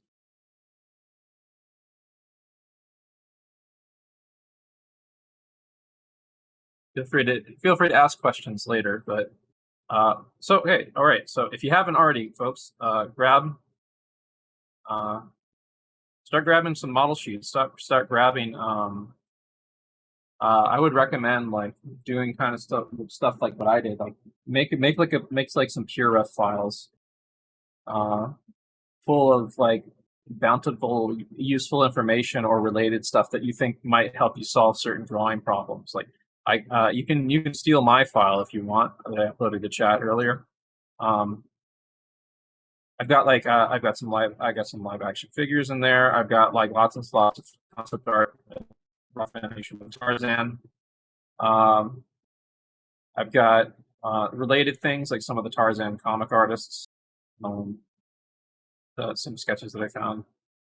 And this is actually some stuff from the Tarzan coloring books. This shows like much more cleaned up Spacedad versions of it, but versions of drawings. But this is still has all this. This still has like a lot of the same stuff.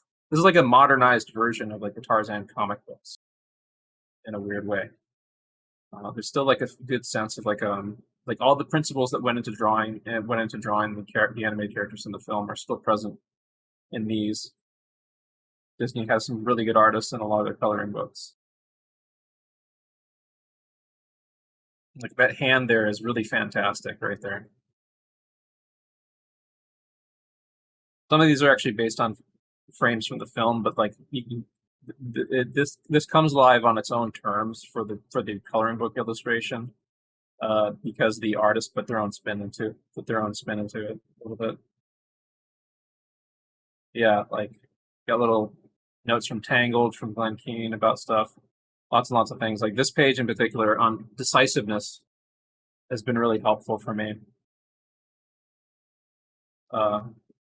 And then just like want to surround yourself with this stuff. If you got any way you can print out images to surround your desk with and put up on your walls near you, you should definitely do that. Anytime you're doing stuff like this or just have stuff up there in general. But yeah, get in the habit of making stuff like this. And I can shift around through this. Like I've got stuff in here that I can use to potentially like solve drawing problems. And I'm slowly starting to get used to using this method of like having a lot of useful information that I can quickly access to solve drawing problems. So that is one of the things I'm going to be trying to gel throughout. But yeah, where are we making animation today? Well, you can if you're doing an animation study, or you can do a model sheet. You can go in a model sheet study. It's up to you. Do you want to do a model? You want to start with a model sheet study, like something like this? Like I would see here this piece of rough drawing, very very loose and gestural from one of the model sheets for Tarzan.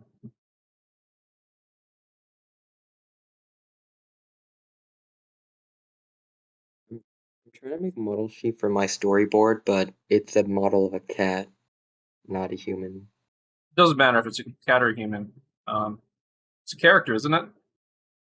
Heck, I mean, Yeah, I would. You can even Yeah. study. There's model sheets for effects animation. Do you want to study effects animation? Yeah, you can study effects animation.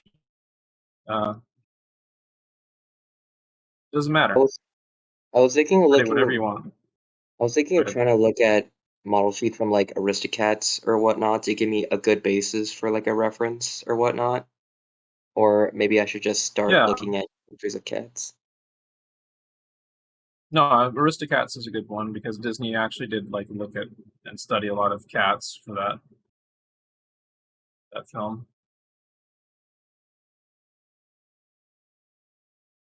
There's some really good animation on that very poopy story. Yeah, there's this is actually kind of reminds me of George Bridgman's studies right here an awful lot. And this may wind up segueing into me doing George Bridgman studies because George Bridgman's this is a really crunchy Xerox scan right here. This looks an awful lot like some of the really crunchy Xeroxes of George Bridgman stuff in some of the Bridgman books. Where you kind of have to do a little bit of artist interpretation of what is actually happening here with all this like scribbly detail everywhere, you know. So I'm trying to pull like kind of the flowy shapes and like how the like these little points of anatomy sort of intersect a bit right now. Just trying to bite off a little bit of this.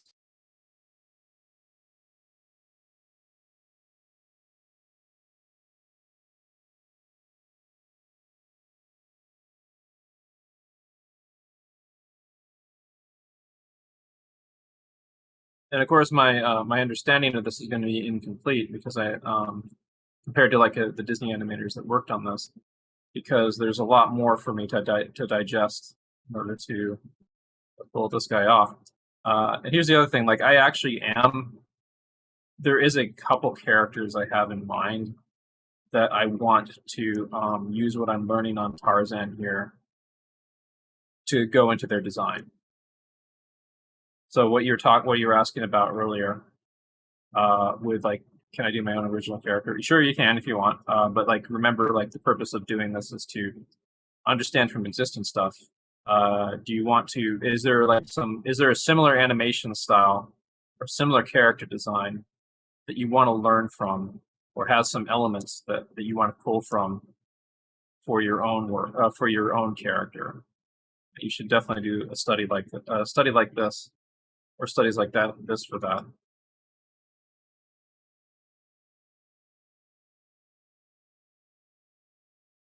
Sarah had to bid farewell. I didn't get to say goodbye because I had my head down on my drawing space. Yeah, that was very invigorating. They had to share. So what we're going to do for the rest of the evening is I'm going to do like a lot of draw over studies, because I kind of feel like I want to do that. I might see if I can do a draw over study of an animated clip from Tarzan.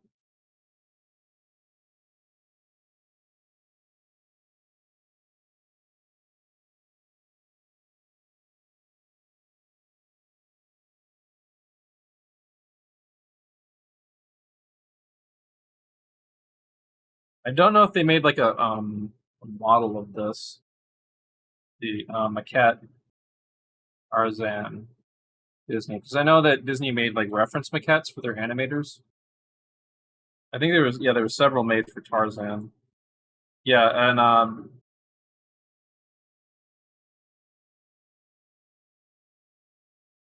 this is a cast and crew limited edition. Yeah, it's based on that drawing that I'm doing a study of right now.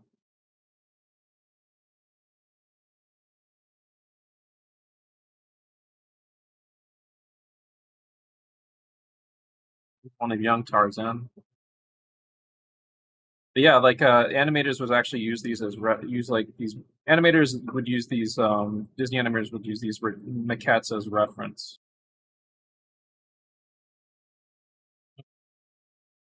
A little study that someone was doing for Mulan.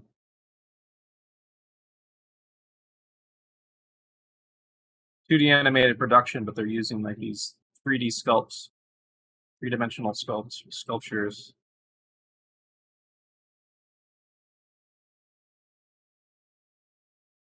One from Lion King. I got to visit the Disney Archive when I was in college, and they had actually some of these there, or several of these. There's a whole like refrigerator room where they keep all the maquettes and a lot of other like temperature sensitive stuff.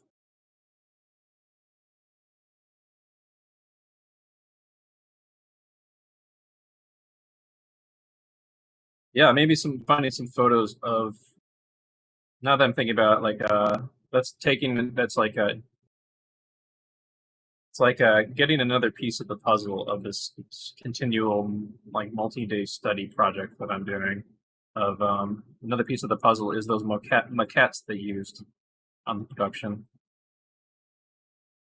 Other pieces of the puzzle include like the various animals that they looked at, because there's a lot of animal acting in Tarzan's behavior, similar to like Glenn Keane's talked about chimpanzees and like other wild beasts and so on, that he used as a basis for Tarzan's movement and behavior.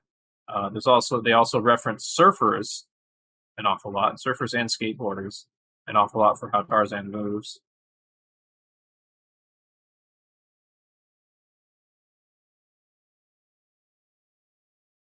The cool part is like when you're studying something as comprehensive as like a very, very intricate character like Tarzan, there's so much to take away from studying him. him and the other characters in the film also. There's some good shit happening with them. That you can take you can potentially like learn a great deal just from focusing on this alone. But of course, like there's always the danger of me burning myself out by focusing too much. So I'll be careful to try other stuff if I get bored or sick of this. But this is something that I kind of feel like I would want to revolve back around to a lot. Because there's stuff I'm kind of tapping into with Tarzan, and that I want to definitely absorb a lot more from.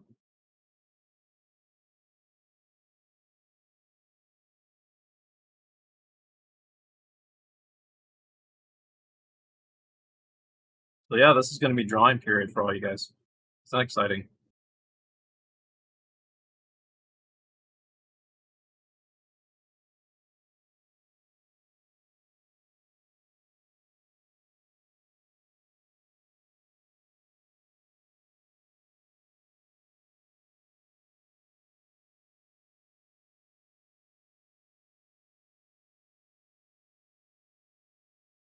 Yeah, your homework for this week is to just do whatever as far as studies go. You can take this as modularly as you want. You can do in-depth or as casual as you want for your efforts. You can go above and beyond if you even so choose. Try something really wild, using whatever you were doing as your studies as a jumping off point. Do whatever. Let's see what you do. Maybe something really casual, and that's perfectly fine. I am very satisfied with somebody trying something, even if it's a little bit.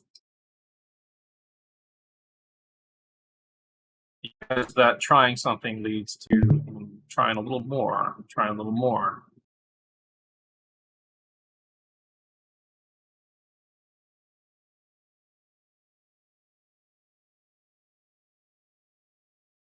Yeah, I'm paying attention to like these big sweeps. I love like these anatomical sweeps.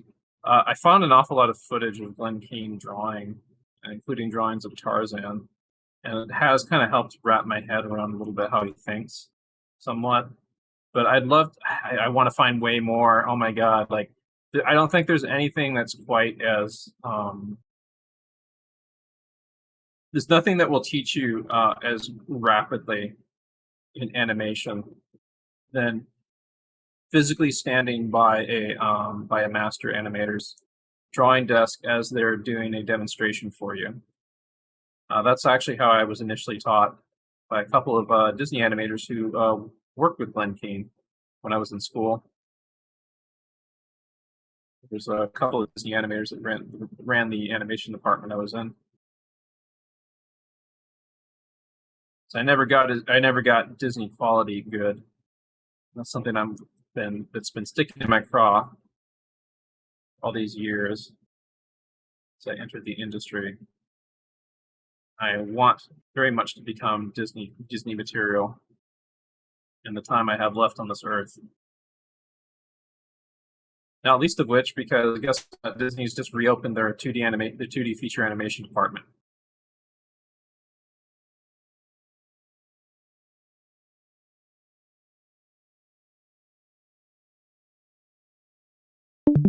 They've been taking on trainees that they're teaching with the old pros like Glenn Keane and Eric Goldberg and stuff.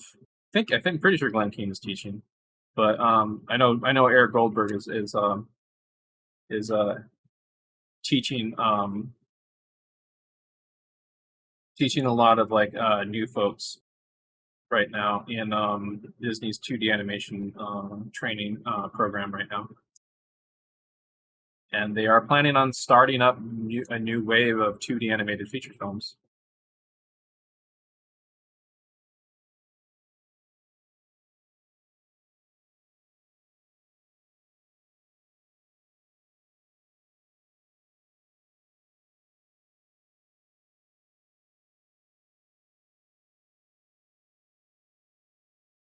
Also, remember, like, the goal at the end of the day of doing like all these studies is so that your animation and your drawing in general becomes intuitive. Like, you want to get enough information and good inform. You want to get much enough good information and good habits absorbed through continual practice and momentum, so that like you're not thinking about wrestling with drawing. Like drawing issues, the hands fucking you up, or like the perspectives fucking you up, or things like that.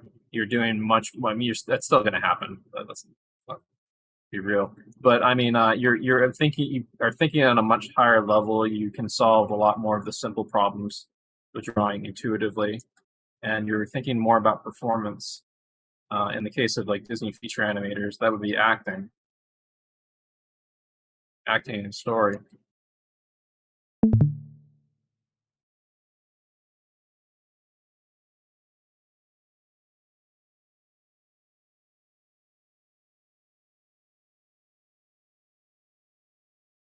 As I'm doing this, it looks like I'm copying the outside of the form, but I'm really thinking about this. Thinking about this. I'm not doing a 2D outside of the form thing, even though it kind of looks like I am.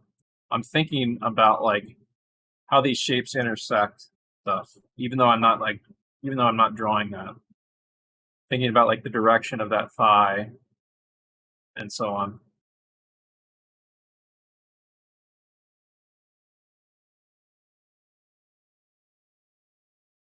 Thinking about how the anatomy intersects different components of the body, so on.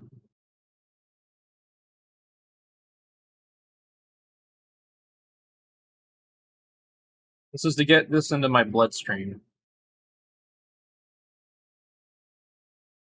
Get me exposed to it so that like there's few drops of Tarzan are now embedded in me from doing this.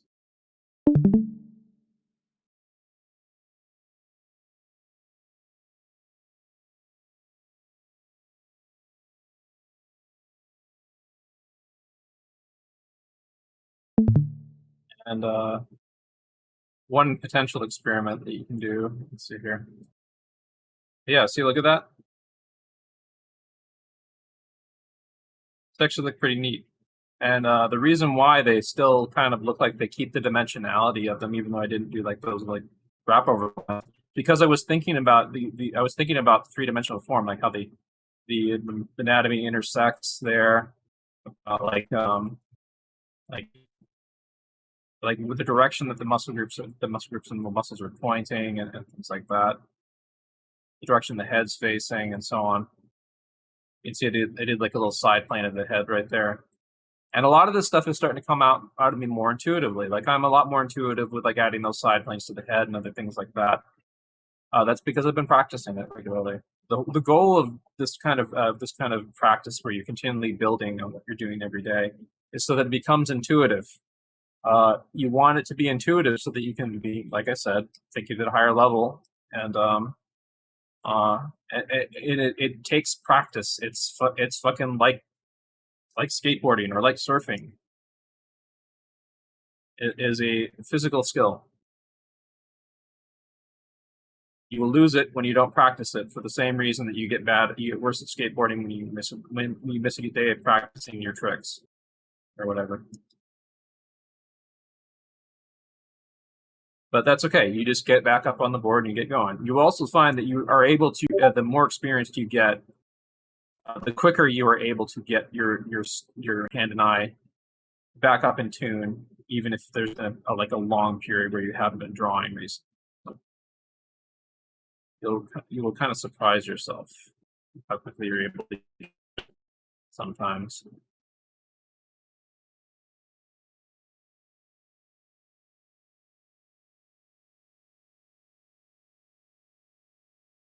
Also, as Glenn Keane says, there are times when you should put down the pencil and stop drawing. For Glenn, he actually learns more about animation when he's not animating. Like the technical act of actually animating, you still have to do, and he's gone through all the the school academic stuff to learn how to do it well, and he still continually studies. He digs into he said there's periods where he really concentrates on anatomy, and then he stops practicing it for a while, and it kind of layers in intuitively a little bit, and then he gets a little weaker at it, and then he studies it again. Same sort of thing with any kind of facet of art or animation. Like it's kind of like spinning plates. There's going to be times when you want to really focus on a particular thing, such as anatomy and whatever, perspective or whatnot. You get better at it, and it reinforces other things that you do in conjunction with it. But then you drift at some point. You drift away from it. You can still text me though, I just won't answer right away. Getting background audio. Thank you. But at some point you drift away and into something else that you're going to study, or something you have to do. Maybe you have professional obligations. You can't focus on studying. So you got. So there's going to have to be a time when you're going to have to devote some time to studying and refreshing that knowledge.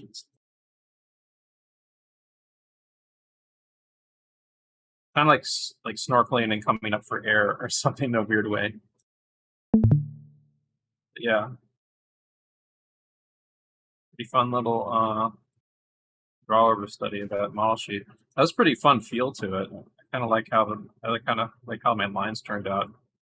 It's a really gestural character to draw, so that lends itself really. Oh, I'm going to do this one. This is a gift drawing. It looks like that Glenn did, has Rapunzel from Tangled and Tarzan, and making a parody drawing. And you know how like Tarzan, there's like the old classic thing of Tarzan swinging the trees carrying one away. Hang on, Tarzan. Actually, I don't really think Tarzan's really known for carrying women by their hair. I think it's more cavemen that are known for doing, like, cartoon cavemen are more known for carrying women by their hair, but Tarzan appears to be doing that here. I don't know, like, I would like to find out what the story context could possibly have been for what would lead to Tarzan doing this for Rapunzel here. But he seems really jazzed, whatever's happening here. So I imagine there will be something very funny preceding this that led to this point. But as you can see, even like here, like with God, good Lord, when did Tango come out? 2012, I think. 2010. So this was before the film was released, and he was he did like a lot of development art for it. Did a lot of drawovers, like both Pixar and Disney both have like they have pipelines that let that let like the very talented 2D animators or people with great 2D animation backgrounds do amazing drawovers to push poses on their 3D animators. Tony Facile at Pixar is especially great at that because he's a man with an amazing draftsmanship background. When you look at like the designs of the first Incredibles movie, of the character, like the more finalized looks of the characters before they got adapted into like 3D models, that's mostly like kind of the articulation of Tony Facile, taking like a lot of the abstracted design ideas like Teddy Newton and stuff like that, and like turning them into more classical animator friendly character designs.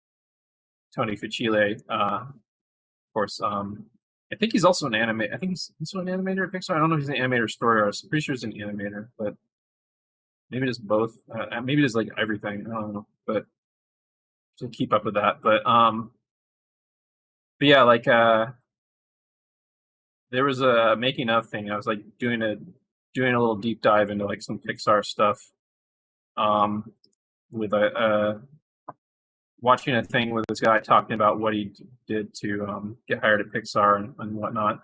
One of the things he said, I forget which film he was working on, but he was getting like drawovers from Tony Facile. So yeah, like Glenn Keane did the same thing for the Disney animators,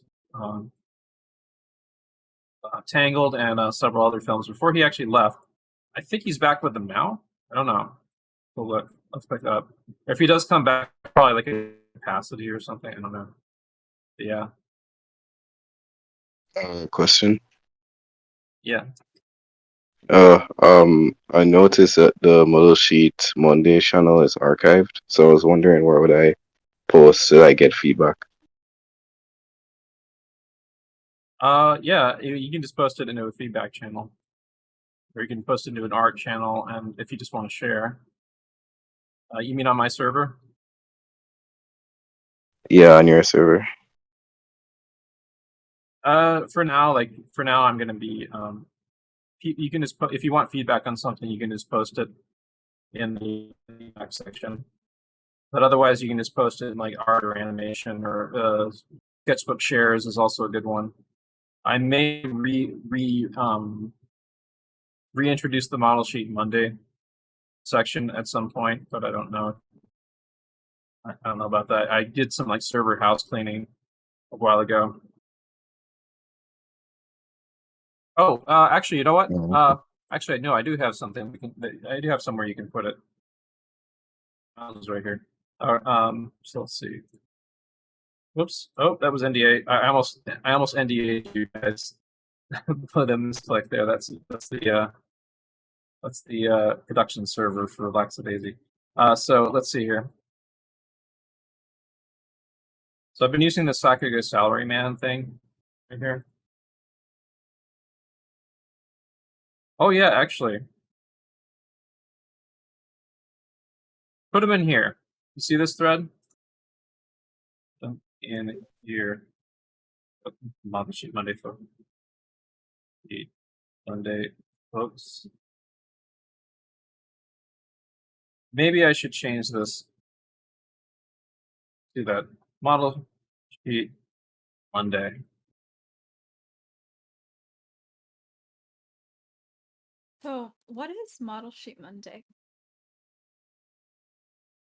I'll probably change this to Model Sheet Monday Challenge or something. Okay. So yeah, let's just use this now. I'll fix those accordingly later, but for now, use this thread. This is something I started on the 11th. I think I started it last week or whatever. But yeah, use this. No one posted in this thread yet, other than me. So post what you got.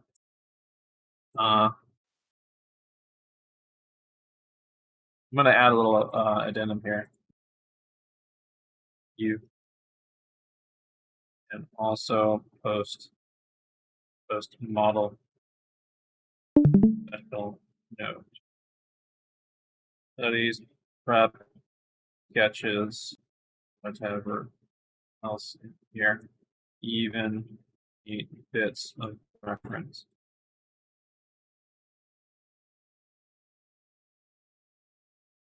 That are helping you under.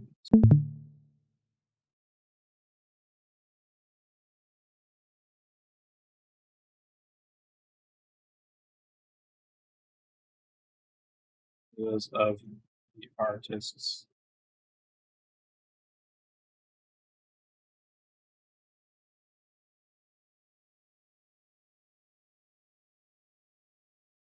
Everything goes here, basically. If you want feedback, you can post the feedback section, or you can ask for feedback in here. It doesn't matter, as long as I have the feedback section for people who want to post there. Get automatically assume they get feedback. But if you want feedback in one of the other sections, just ask for it. So yeah, when you're in my server, go down to Model Sheet Monday down here, and click this thread right here. The copy study from Sakuya clips right here, and it's not limited to Sakuya. You can use whatever. Also, this person is somebody who I might try to see who I can have as on as a guest. This is somebody who actually just joined our server right here. They did all of these in Blender. Those are all studies of existing animation of them trying to replicate the look of Akira and Princess K and Howl's Moving Castle using Blender.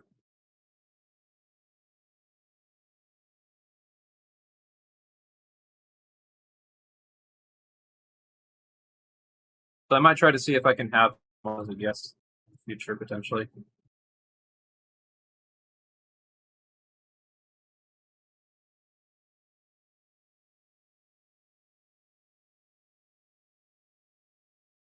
Yeah, and in addition to that, of course, you guys can share. You guys are plenty welcome to share what you're working on currently in classroom chat. Also, feel free to share that if you want to share the person who's working on that character design that they were talking about earlier. Feel free to share that. Like.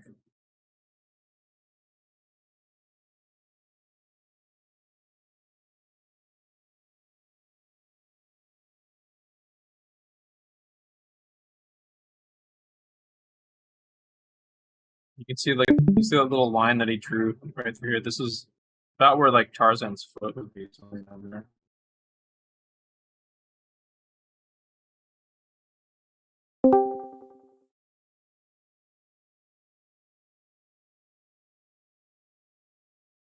I tend to have this like weird thing that happens with me. I notice when I do torsos that lean forward, my torsos sometimes tend to like flatten out a bit. It's like Tarzan's like this.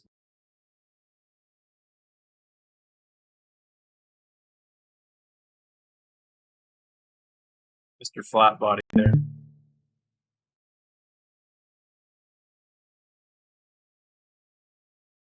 That's something for me to pay attention to.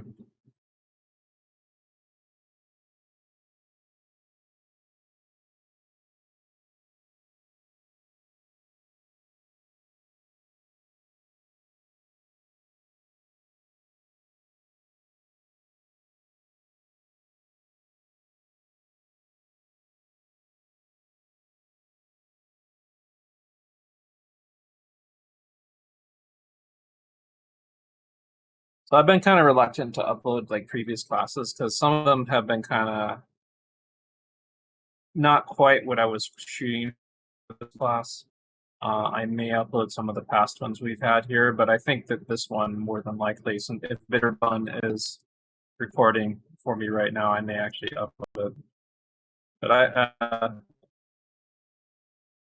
think I'm going to try to remember to get in the habit of like using OBS to record our sessions.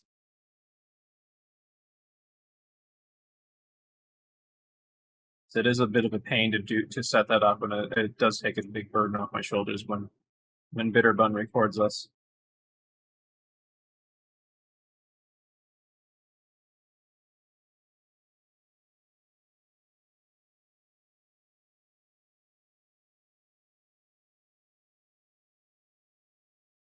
Yeah. I think that would be a good idea, because that can potentially happen with me too. It would be a good idea to have more than one person recording these sessions, and I'm totally fine with anyone here recording these, by the way. Would like it if somebody let me know if they are recording them, because then if our copies get corrupted or something, we can have somebody to yoink from.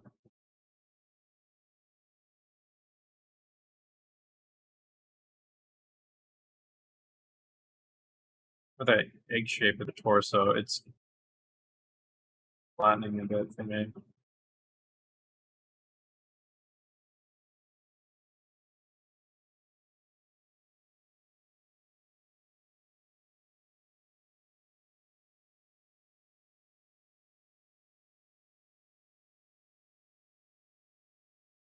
You see, like when Glenn like thinks about his characters, like he thinks about them in terms of like gestural flow.